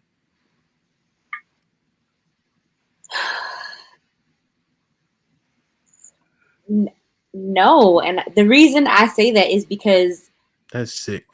No, when I said it before, like, are you with all those 400 women? Are you giving them your best? Are you pulling out all the tips and tricks? Are you having opportunity for them to come back more than twice, as you said? Are they having a conversation to be like, you know what, do this, not that? And because if they haven't come back, how do you get feedback to know that you did any better? I would say in the scenario that was pulled up with the question about 10 people 1,000 times, you have opportunity to figure out, okay, I like this, not that. This works, not that. You have a genuine opportunity to learn something. And when you out here just fucking all these bitches, I don't imagine that it's of quality. I'm not. I mean, it's so asinine. I'm not responding no more. I realize what, you know what? Q, I apologize. I realized what I was doing. Thinking I'm gonna get fucking responsible and sensical answers when it's not possible. Out of the 400, how many of them came back regularly? More than twice? 10. Okay. So now, is that okay? Are you giving, and out of the 400, are you giving them every single time your best? I mean, the goalpost is on wheels. I'm asking you a question. You, Adrian, Ron said. I said 400, then I said quality was 10. You just said 10 was the right number. So only 10 people you're giving the quality to, or like 10 people came back? The ones that came back, I think that was your make sure that's a confirmation. So for the 10 that came back, did you ask them why they came back? No, they just keep having sex with me. Because you're not trying to comprehend nothing that's being said. And he yelled at me and got nasty with me. I'm trying to have a real conversation. And that's fine. But again, no, I just apologize. I realize that I'm talking to the wall. Here we go. 10. It don't make no sense. I don't know. I mean, do any of the guys? Am I bugging? If I'm bugging, I'm bugging. I'm sorry. What was the question again? What was the question in regards to the 10? So they're saying that if you had 10 consistent women, you will find the nuances of women sexually better or more likely as opposed to having sex with 400 women. No, I don't think you'll find the nuances. I think the 10 and 1,000 times with that 1 or 10, you will better have an intimate connection or understanding with that one particular person. So it's really not nuanced. Yeah, exactly. Because if you have 400, you're more likely to find nuances. So then when you find a woman, you'll be like, oh, Cindy did this. Yeah, or they just know how to, they probably can be more responsive. Most likely, they're going to be better responsive at the first time, so it can be a better experience that first time versus trying to learn you. They learn women and those nuances, and that gives them a better likelihood of being able to be better just in general. Yeah. Can I break it down like layman's terms, like the Reader's Digest version? Go ahead. 10 partners. I didn't break it down good enough. You never just not Reader's Digest. You're not See, Reader's that's Digest. you always be jabbing. That's that prime example right there. But I'm gonna let you have it though. So yeah, I think what Hamper's trying to get at is probability. 10 partners is 10 partners. Yeah. So yeah, exactly. The likelihood that you find nuances is grand at 400. Yeah, that 1,000 part is like when you get those math equations in school and it got like a trick. It's really a trick question. 10 partners is 10 partners. So he would be inexperienced. But do you feel like having that many partners diminish when you do have quality? When you do get somebody? Wait, say that again? Having too many partners, do you feel like that will diminish your sex versus increase it? I think it would make you more experienced. Yeah. Which should enhance it. Which should enhance it. I don't think so. I think it diminishes. If you just running through the mill and you never get an opportunity to get feedback, there's no opportunity for you to ever go ahead and improve. As opposed to if you are with a consistent person or a consistent group of people, you have an opportunity to be like, okay, this work, not that. But you ain't answering his question. I'm agreeing with Corn. Well, you saying diminish it for you, right, Corn? I mean, I feel like period, honestly, because at some point where like it's like, right, you get too much of something, it's like I don't want that no more, right? Or I'm not as passionate about it anymore, I guess you'll say. Yeah, well, I mean, he's speaking novicely. Yeah. But wouldn't the same apply if you had 10 people at 1,000? No, no. This a real. I thought it was a real question, Q. No, it's a great question, actually. No, okay. So no, I don't. I don't think. I think that goes into. You have to let me talk. Like, shut the. That develops. Hey, don't go that far. That develops into. Don't go that far. It develops intimacy. I don't give a fuck how mad y'all get. Don't go that far. I'm not Big Al. I'm not none of them niggas.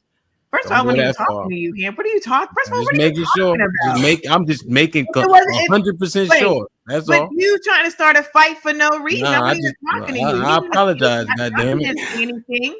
Nobody talked to me. That shit don't. Did you say something? I didn't think you said anything. Oh, all right. Make it you my just bad. Want to fight for no reason to deflect the conversation, derail the conversation? I'm telling you, playing the garbage. No, you don't play. You playing the garbage. Don't play with me. All right, go ahead. I'm done. I said what I said, Q. Now you done irritated me. Can you say it again? Because I didn't hear it. I forgot what I said actually. Because y'all was too busy having an Ike and Tina moment. Can you say it again? You start with me. What was the question? No, I said doesn't the same apply? He was basically saying anything in excess is not good. So if you have too much of it, it takes away from it. I said, wouldn't that be the same as fucking 10 people 1,000 times?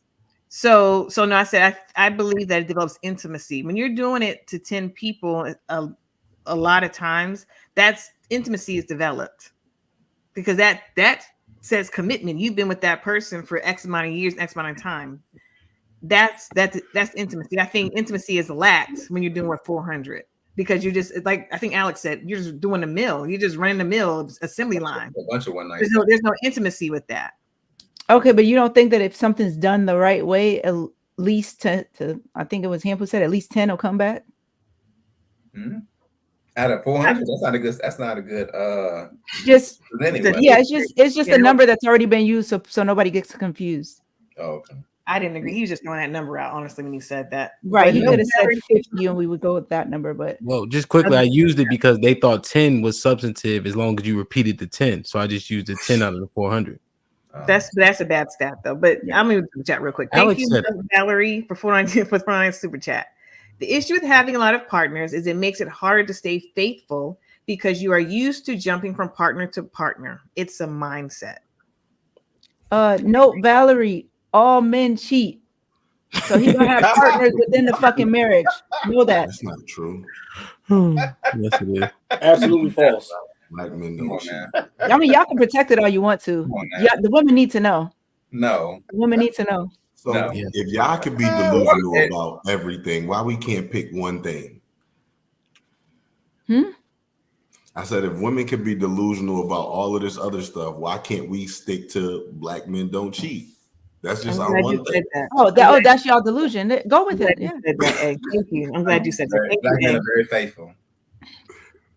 You shitting yourself if you think your husband ain't gonna have some side bitches. If that's the case, that means Corn cheat. So does that mean he's as of quality? If that's the case, huh? So if all men cheat, that means Corn cheat, even when it's 10 or less. Does that mean he's still of quality?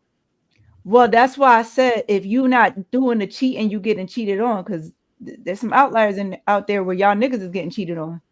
So you're not answering my question. He may not necessarily be the cheater. Huh?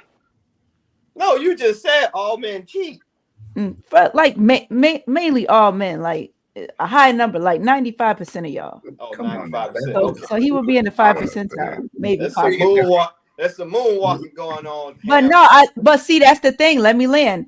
I don't think that takes away from the quality of nigga. I think the problem is that y'all don't stand on that shit and be honest about it.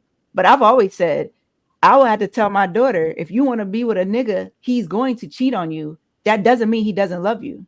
That sucks. Especially if you're the one that he married. So what's substantiates the quality of a man? Since Joe, you don't get bitches, so you can't to tell me that's it. Come on. No, don't do Joe like that. But I'm just saying, like he's saying that's terrible but it's reality. But you wouldn't fall in that number. What'd you say, Ron? Go ahead, Joe. Go ahead. No, that's it. That's it. I ain't got no notes.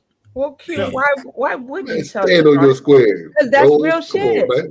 I mean, hey, I don't take it as an insult. That's the thing. Like, and that's real shit. But that to me, that doesn't mean that they don't love it. I don't think niggas cheat the same way women do. That's always been my opinion from what I've heard from men directly. I don't think that they have side bitches because it's the same sentiments as women. When women do it, it come from an emotional place. That shit hit different. I get it, but how does that build confidence in her husband? It's reality. It's reality, but how does that build confidence in her husband? If her mother told her because of everything else, she can't be sensitive like that. If she wants to be with a man, she can't be sensitive like that. That shit come with it. It's preparation. Oh. But I mean, we can have that conversation. She gotta know her place and know her role. Like a nigga, I don't think a nigga gonna marry you if he don't fuck with you the long way. I just again, it goes back to like a lot of women get married for the wedding and not the marriage. That is true. How can you give that advice? And you're in a relationship with a woman. How do you expect your daughter to marry a man confidently and say? Because I'm gonna give her the real. You're giving her the real, but you're not in a relationship with a man for my own reasons, and I'm gonna give her the real on that too. She ain't supposed to follow in my footsteps. That's not what I'm saying. What I'm saying is, kids see what they see. They do what they see, and then you also have to raise them. You do have to raise them, but if you're gonna be real with them, let's talk about real and being clear about the fact that you're already starting her off from a perspective of not believing in her husband. How? What do you mean how? If I'm telling her he fuck with you the long way. Yeah, that's not telling her that he's subject to cheat though. Loyal to her. That's telling her. But that's where y'all get it fucked up because y'all think that cheating and loyalty and all that shit matter and it's the same thing. I've already made myself clear on here. You cheat, we done. Because that is right, but that's your position. That's what I'm saying. That's a part of loyalty. Because if a man, so that matters to you, Rose. So it's gonna be a minute. But I think I've said this to you before. It's gonna be control. I don't care if it is a part of his DNA. If he don't have self-control to know the difference between him wanting to fuck because he just having some type of reason that he want to do it, compared to being loyal to me. You sleep with me, you put your dick in me, and you put your dick in somebody else. That's not loyalty. Oh my God. Yo. Okay, so you think men and women are supposed to function the same? I didn't say anything about them functioning the same. I That's said the implication, though. I said at the end of the day, you're already prepping her for something that you have no idea what that man is going to do. So in her head, she already has a preconceived notion of what is going to happen.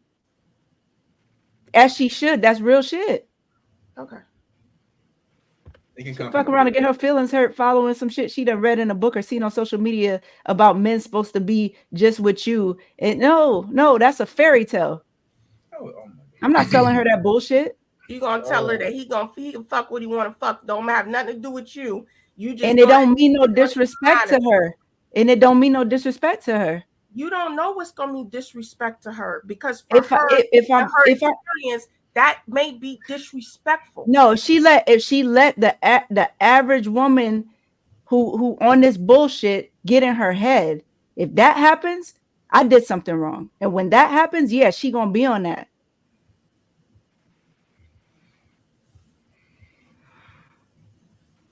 I'm gonna keep it a buck. Yeah, I think Q is 100% on. I'm not even gonna tell my sons it's not a natural urge for you to want to fuck other bitches, because then I'm lying to them, bro. That's crazy. I don't tell my son that it's not a natural urge for him. What I teach him is self-discipline.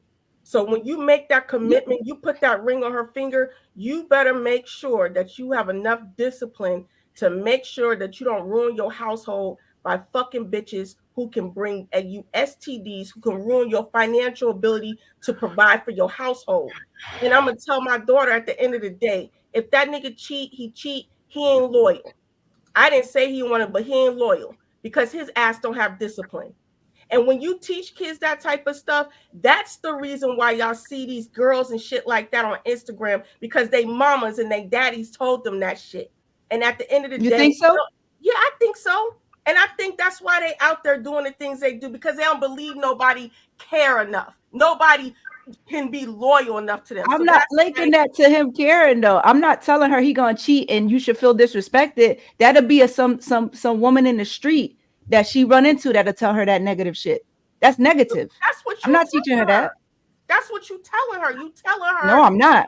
You are. You're telling her at the end of the day, it's gonna happen because that's what men do. And so therefore, and if I make it a negative thing, she will receive it as something negative. Making it a negative thing, Q. At the end of the day, if she feels like her husband is not loyal to her, and that's a normal thing, she's gonna say, "What the fuck I gotta get married for?" That's what she's gonna say. If she feels like that's something negative that does not come with the territory. It's not negative. That's just the real. Right, but then there's also women that's like, I don't need to submit. Everything need to be 50-50. No, I'm not teaching her that shit either. There's a fucking hierarchy. If he not running that house, your shit is out of order and you're in a lesbian relationship just like me and your mom. That's what the fuck I agree with you on that. But at the same time, I'm telling you that if you start off by telling her the real deal is all men cheat and your husband ain't no different. So be ready and be prepared. And what's going to happen is she's going to say, accept the man as he come. If she can't accept him, move the fuck on. Maybe you need to be with a woman or somebody from another race. That's real shit. Oh, so it's just all black men. That's all. It's okay. Niggas cheat, yeah. Okay. Not all black men. No, not all. I would say not all black men. Obviously, men of other races cheat, but the likelihood of her getting another race that won't do that for whatever their reasons may be, whether it's cultural or whatever the case may be, go for it. So, but I'm talking about us. I got to keep it a buck. Black men have more chances of cheating than a black woman. But y'all again, y'all are seeing that as negative. So we having two different conversations. Anybody other than him that's about to open their mouth and make it sound like that's some negative shit, y'all not talking to me because we're not having the same conversation. This is my question. No, I still feel like you should. I don't think it's positive though. But my question is, so do you feel like two gay women? Do you think gay women cheat as much as black men cheat? Yes. So would you tell her the same? Gay black women, yes. So then would you say, hey, no matter who you're going to be with, you're probably going to get cheated on, or is it just men? Just black men. So I'm starting there. Why not women too then? If they But speaking specifically about a lot of these studs, like if she going more for the masculine type, because I can't even call that real masculine energy, the studs try to embody men. So a lot of them tend to cheat the way that men do, trying to embody men.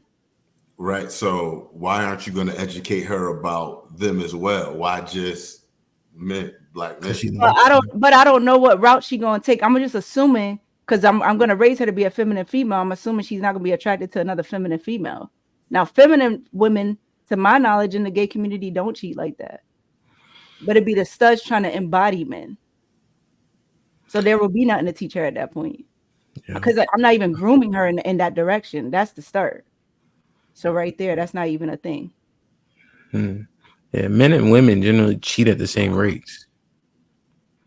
But I think Q giving her daughter understanding of what is currently social norms is edifying. Mm-hmm.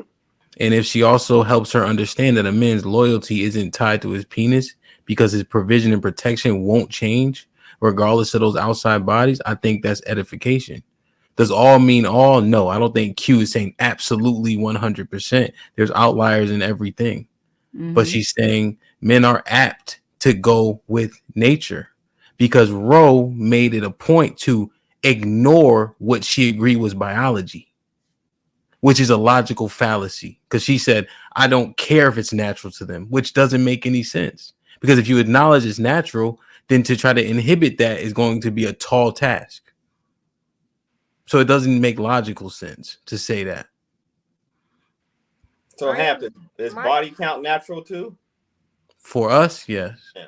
Okay. All right. Just want to throw that in there just to make sure. Yeah. Bodies. But see, then that's another thing too. I don't want her to sell herself out for a man that's going to be overly concerned with her body count. Like when niggas say, oh, I only want somebody who never had a nigga or had one or two bodies. No. That might not be the nigga for you. Move on. Except the same for men, with women who don't necessarily like men with high body counts, should it be the same?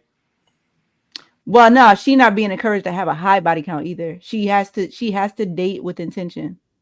Yeah. Okay, so men are being encouraged to have a high body count. I can't necessarily disagree with that.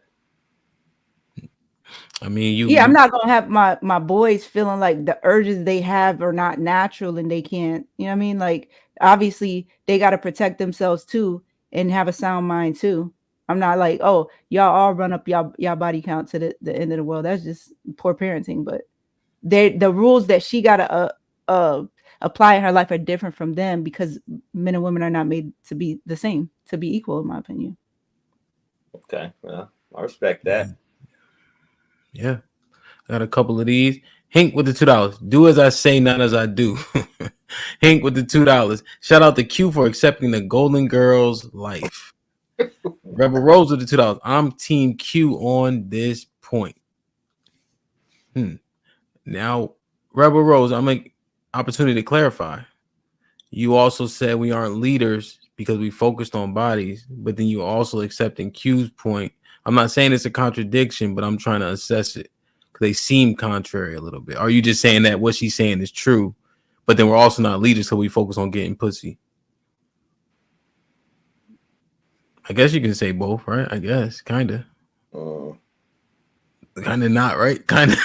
But that's okay. Yeah. And Ro, even though you have PTSD, what's Q saying is it just doesn't make sense, or it makes sense, you just don't give a fuck that it makes sense? I'm not saying that a man's natural urges are not to just have sex. I'm not saying that it's not something to have, that it's not their natural stuff to have sex with multiple people.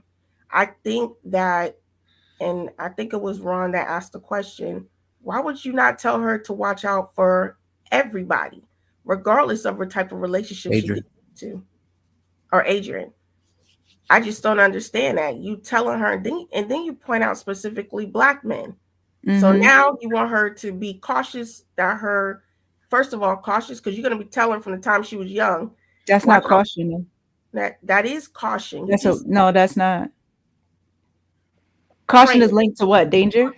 You training her to adapt to natural behaviors of a Black man. Who says she's going to be with the Black man?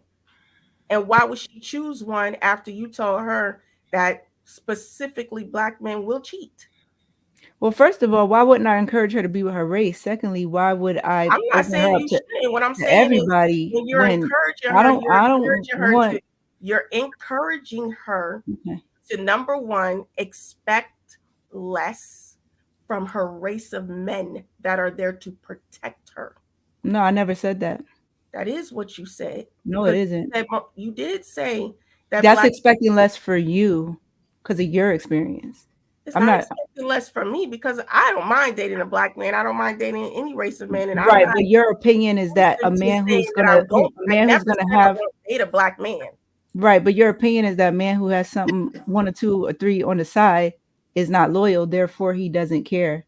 Therefore, you see what I'm saying? So that's a negative for you. I think so. I think any man that gets married and decides that he does not want to have self-discipline and focus on his family and his household takes the chance, because even if that's his nature and he takes the chance to go out there and mess around, and in this environment where we have side chicks, we got babies being born, that's all money. That's money taken out of my household.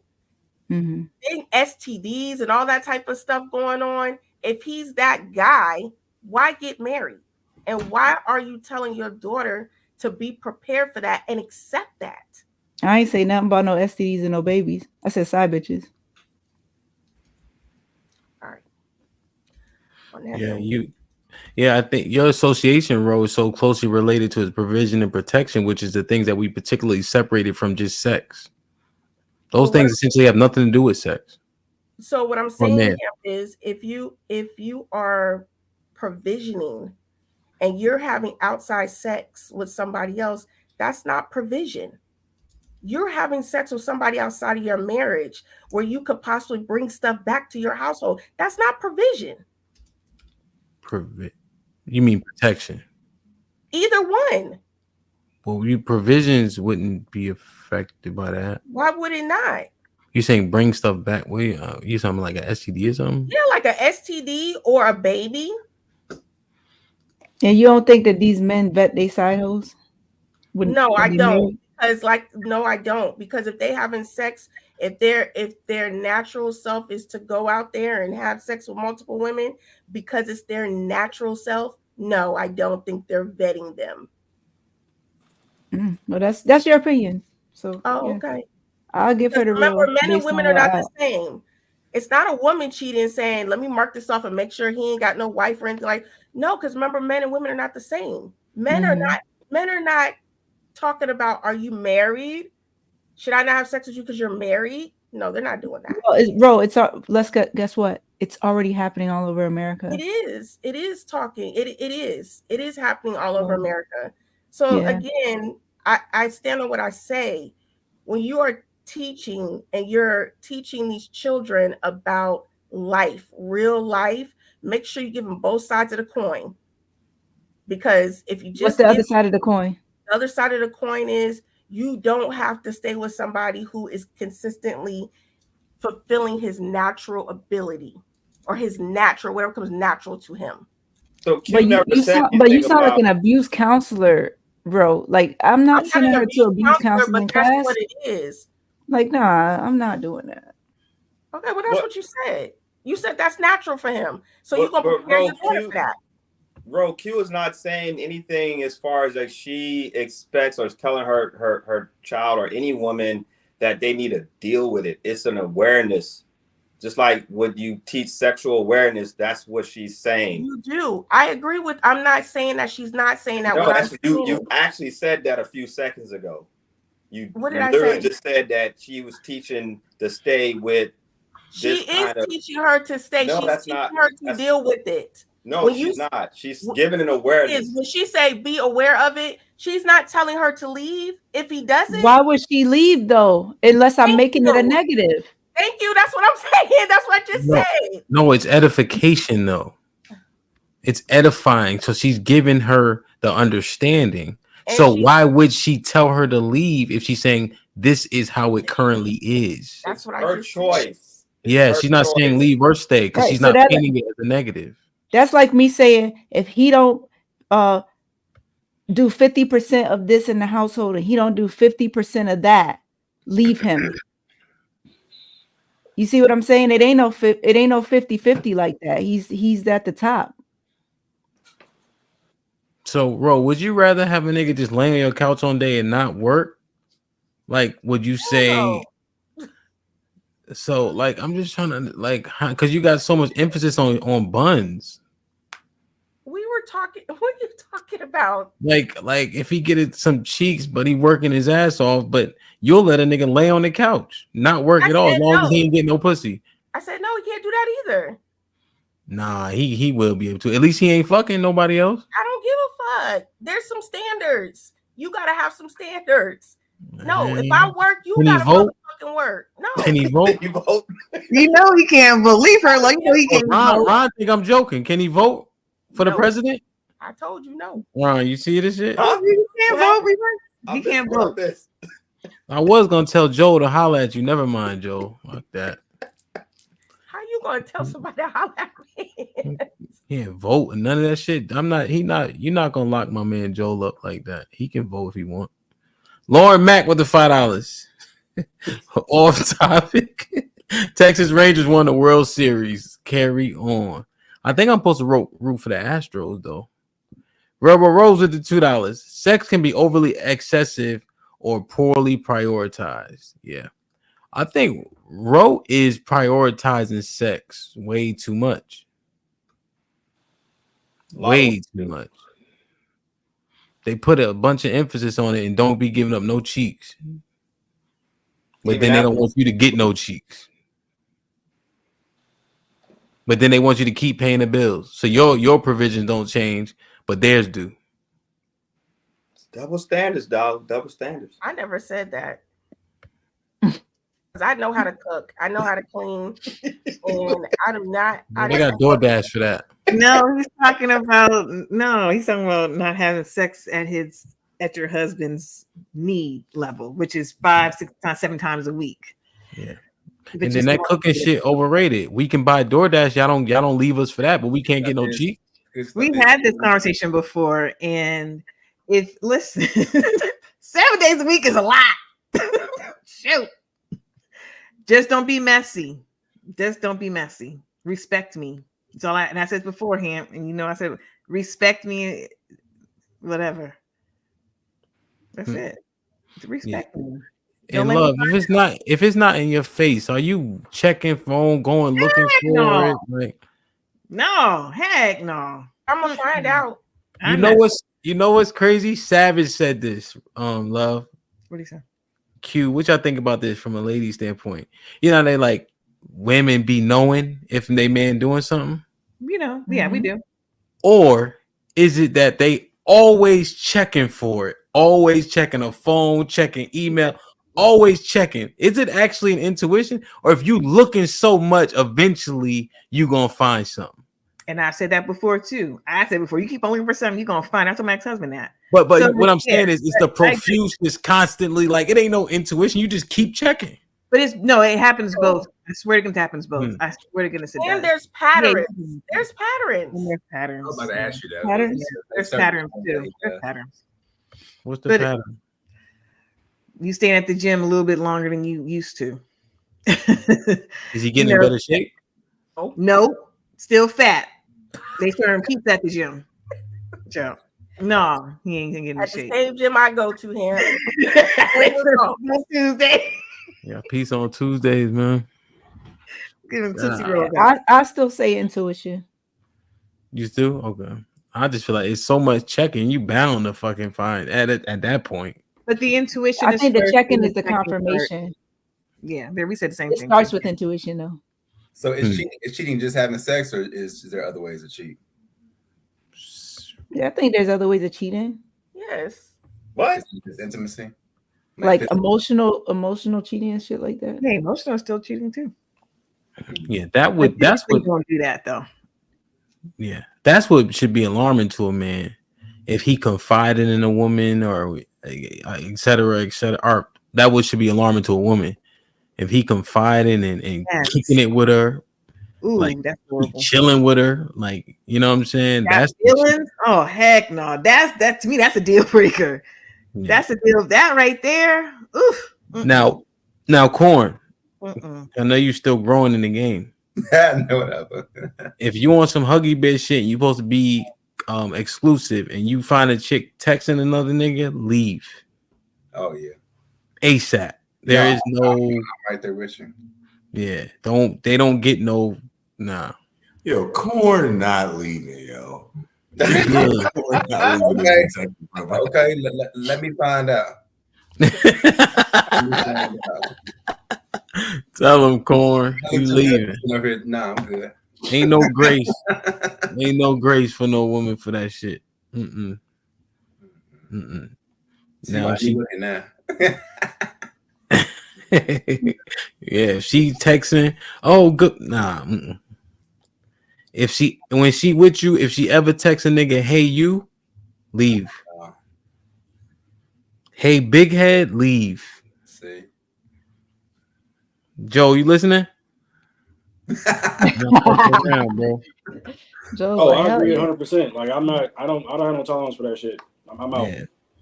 Even after you just got some cheeks and you in a doghouse, any of them text messages come, you leave. Period. Fuck if you in a doghouse or not. And don't sleep on no goddamn couch if you get in trouble. Fuck that. You didn't need it him. Yeah, I don't shit. I'm right in the bed, nigga. Adrian does.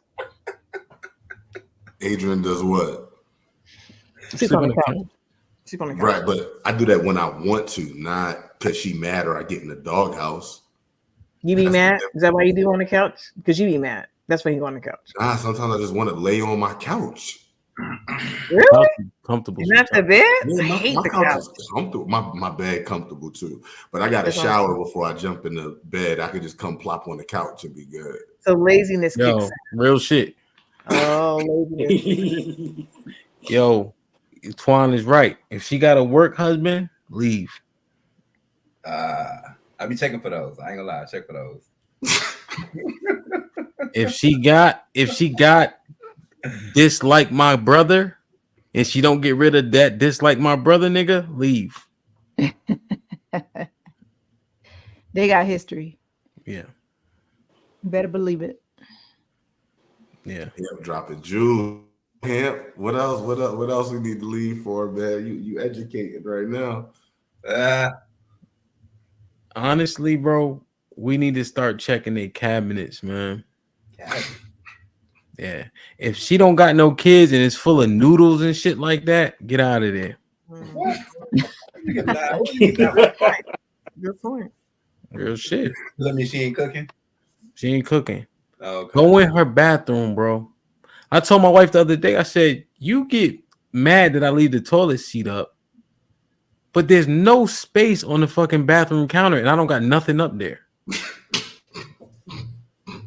Like, I put the toilet seat up. All you gotta do is put it down. Instead, you got shit everywhere, but I leave the toilet seat up and I'm the culprit. Because she might go to the bathroom in the night and fall in the toilet. That's something different here. No, so what is it about then? Is it about falling in, or is it about me being what? Considerate, right? Yeah, I was going to say that's another thing. I got to give it to her. Like if he's pissing on that toilet seat, that's a problem. If he lifting it up, you could put it back the fuck down. Put it back down. That's what I'm saying. Little shit to complain about. Right. That's no, she'll complain about it, but I'm saying I don't have no space on the counter though. It's a goddamn mess. What do you Where's want? the consideration? Your toiletries? Maybe I got the clippers. Nothing fits though. It's all her shit. I went to this one chick house, right, Corn? Me and my mans, right? So it's two of them, it's two of us. So the heat ain't working. That's probably a sign, but we ignored it because we trying to get busy. So we fall asleep downstairs. We wake up, boom, they like, come upstairs. All right, come on, we go upstairs. So it's cold now, mind you, right? Nose is running and all that. So I lay on the bed, so they know my man. They like, crack. Tell your friend, get his shoes off my bed. I still have my shoes on. I'm like, bitch, your bed on the floor. She like, get the fuck out. I'm like, take my shoes off. Yo, man, we waited all that time and got kicked out, man. You're nuts. God, dog. You're nuts. I told her that. Yeah, no, you're nuts. Just saying, you're man. crazy. You're bananas. That's bananas. I would put shoes on the bed. I don't even like outside clothes on the bed. Listen, it was on the floor. That ain't on me. It's on the floor. I ain't gonna hold you on that one. Yeah, she set it up. I thought that was the expectation. Shit, man. Damn, man. Do I got any more tips? Oh, Joel, stop being nice. Is he nice? Is Joel nice? Huh? Is Joel nice? What do you mean stop being nice? Is he he's nice? nice. He's nice. Joe, do you consider yourself nice? For the most part. Yeah. Oh. You ain't peep nice in his head nod and the way he shake his head and do his lips down. That's some nice man shit. No, like corn is nice. Corn is nice. I didn't consider Joel. I don't consider Joel and Corn in the same category though. Corn is nice. He's admitted nice guy, right? Joel is nice. And again, Joel's not a negative. We were talking about nice before in a previous podcast. Like Corn is nice. Like Corn is a simp. Will Smith. I didn't say Will Smith, right? Yeah, I want to hear. Joel is not a nice guy to where I think he will let a woman take advantage of him. That's what we consider by nice guy. I don't get that from Joel. No, I didn't say he was gullible. But that's part of the nice guy trait toolkit, though, to be kind of gullible, let the woman walk all over him, simping. Like I just don't see Joel like that. I think Joel is very grounded and stand 10 toes down. Shut up, man. I have not. But Joe is like he stands 10 toes down and he's very grounded. He has boundaries. He maintains his boundaries, but he's also closed in within his boundaries too. Are y'all following me? Like he doesn't put himself out there because he has so many walls up and boundaries. But I just don't see him as being a nice guy. Right. I think like nice guy is a different definition than nice. Correct. I think Joel's nice, and I think you just described Corn as a simp. Corn's a nice guy. Yeah, she did. You caught that? She did. Well, Ron, you're instigating because you've been drinking that brown liquor, but I didn't call Corn a simp at all. You did say. I did not say he was. I did not say simp. I said Will Smith is what I said. I said. You remind me of Will Smith. You know what we had a couple weeks ago. Now, Q, is there conversation already? Go ahead. Q, is there also a component to Love's dialogue just now that men that she finds attractive, she kind of agrees, i.e. Osa. Is there a component of that? No, don't ask her that. I'm not attracted to Osa. Hink. I'm not attracted to Osa. I'm attracted to Hink. Yes, I am attracted to Hink. You didn't say. I'm not attracted to Osa. I thought Osa was beautiful skin and white teeth, and that's where it stopped. That's where it started and stopped. Nothing about Osa. I said he was beautiful in his face. Hink, I'm attracted to. Yes, inside and out. So. Okay. Loyal Hank. But yes, I am. But no. You see how she argued me down, Hank? That's a sign, bro. Whatever. Like I said, treat me bad as hell. You cussed me out like 3 times tonight. What are you talking about? I ain't cussing.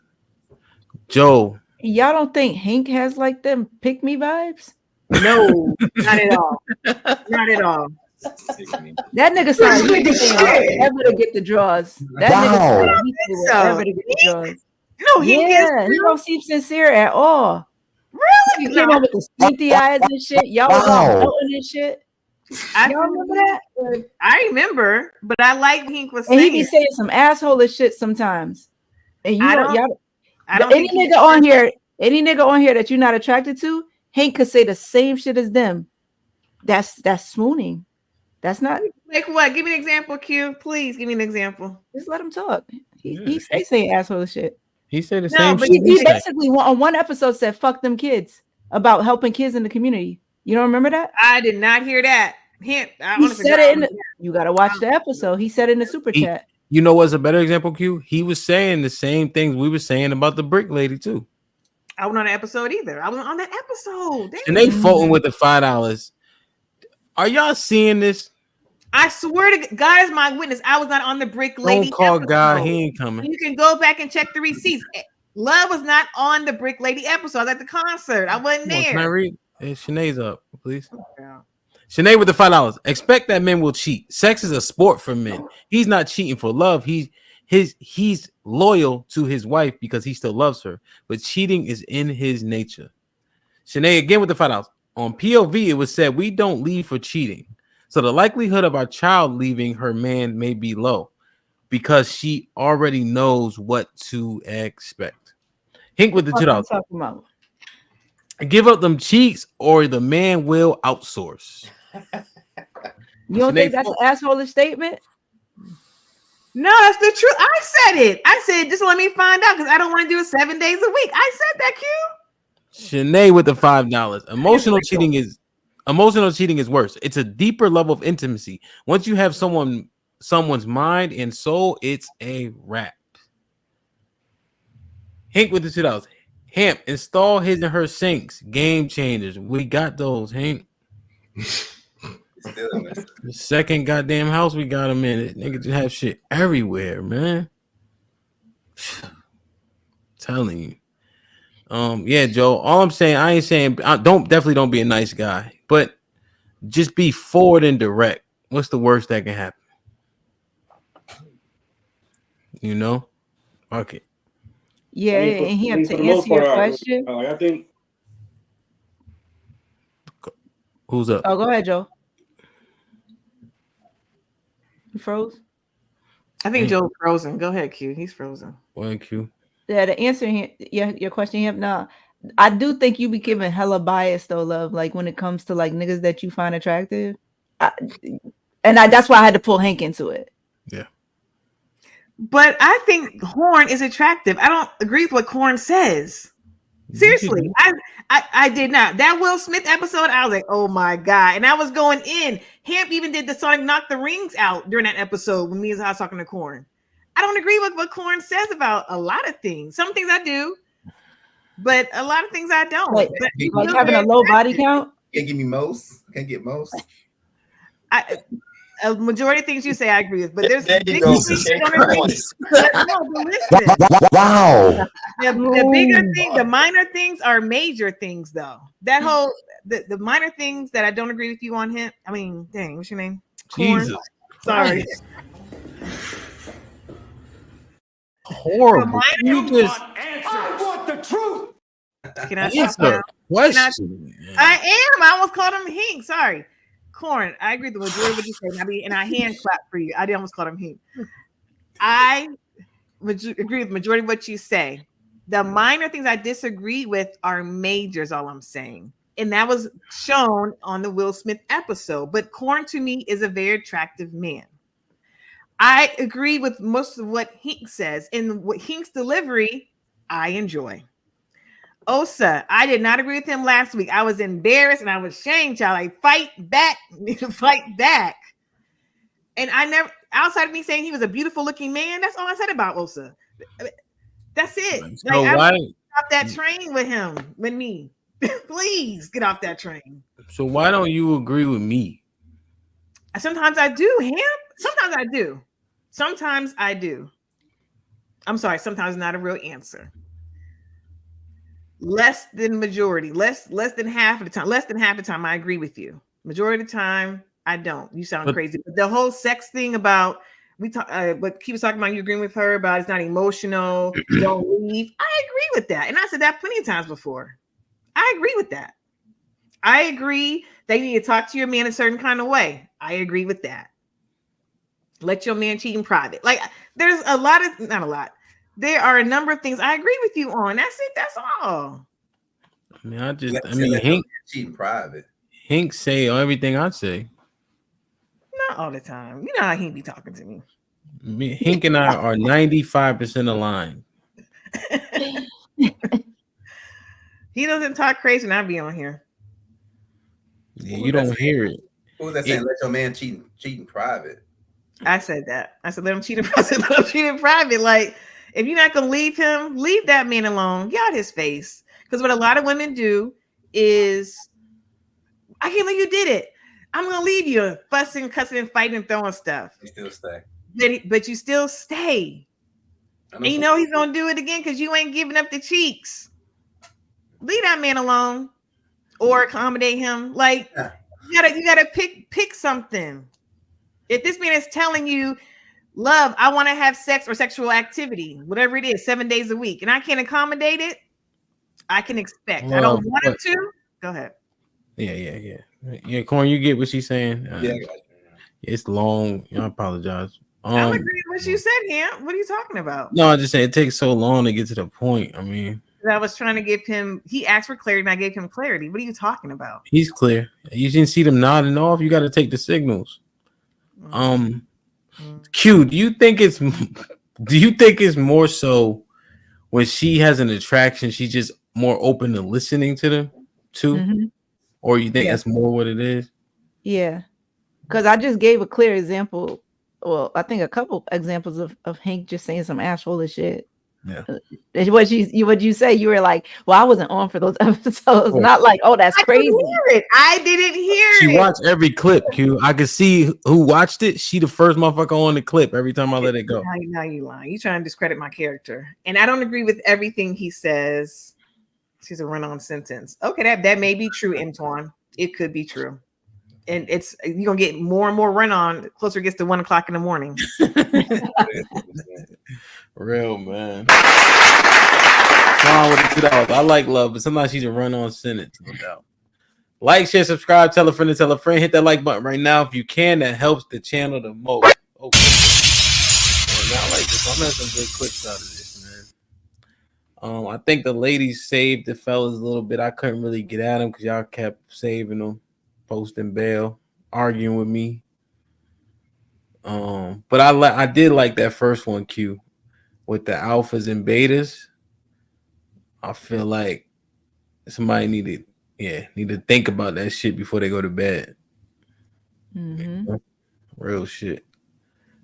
Because a lot of people be claiming them titles but don't qualify. Damn, man. Been a dope show, man. I appreciate the chat. We still got 113 people in here. They just chilling. Well, we've been talking shit, though. So that's what's up, man. For real. I appreciate y'all. Sassy, you was late. Vince, where you been? Oh, no, you use your other name. Make sure y'all become a member, man. John, always a pleasure, bro. We appreciate you. You always hanging in here, man. For real. Sinead, where's she at, Q? Stand over your shoulder? Nope. That was I like them goats in them. That was funny as hell. That was funny. Composer, this is new. I think you might be new. What's popping? Well, all the YKS, of course. We got the members in here. City G was here yesterday. Appreciate you. Q was right. What she was right about? Oh, when you was torching Ro. I was right a few times, but Eli was late today. Tatum was late today. It's all good. I ain't gonna tell nobody else. Prime was late today. Eli always calling Cap about something. Shout out to Hank. Josh, I appreciate you. Thank you for being a member. And yes, Josh, we do have white people up here from time to time. So I'll definitely let you know the next time. You know what's crazy, Q? Josh, we connected on CT channel. He would have been actually awesome for that other conversation. Oh, okay. He's like more transparent. Yeah, he don't tiptoe. He understand. Like he got a great understanding about stuff in life. Like for instance, we having a conversation about that shooter in Maine. And Josh was able to say, and he said it eloquently, but yes, we do that type of shit when we get upset. Like he wasn't caping for, you know what I mean? Like he just everybody does it. Yeah. Nah, he wasn't on that type of shit. He's like, we gotta eat this one today. You know what I'm saying? So shout out, man. Nah, I can dig it, man. Star Baby, appreciate you. For real. So yeah, man, I do not fuck with Jerry Springer, but I do like one of his constructs. Love, final thought. Great episode tonight, everyone. Thank you for everyone on the panel, my people. Thank you for the chat, those that commented, and the super chats. I appreciate y'all. Lots of good stuff was said tonight. Watch them clips. Y'all have a good night. Word. Corn. Thanks for having me, Hemp. It's always a pleasure. Appreciate it, and hopefully you get me back next time. Word. Ron. As usual, it's a pleasure to be on the show. I think this is a pretty good and dynamic conversation. Still trying to figure out this whole issue with alphaism versus beta, but hey, be you and you'll survive. Word. Q. Yeah, shout out to everybody on the panel tonight. Shout out to everybody who was in the super chat, everybody who was in the chat, period. I fuck with all y'all the long way. I love all you guys, even if y'all don't fuck with me. And shout out to my nigga X from Hooters. You feel me? If you know, you know. And make sure y'all get Miss Nate book if y'all don't have it already. Hop on that website. Get that book. You feel me? Love y'all. Word. Yeah, no, I agree, Ron. Definitely an interesting and dynamic conversation for sure.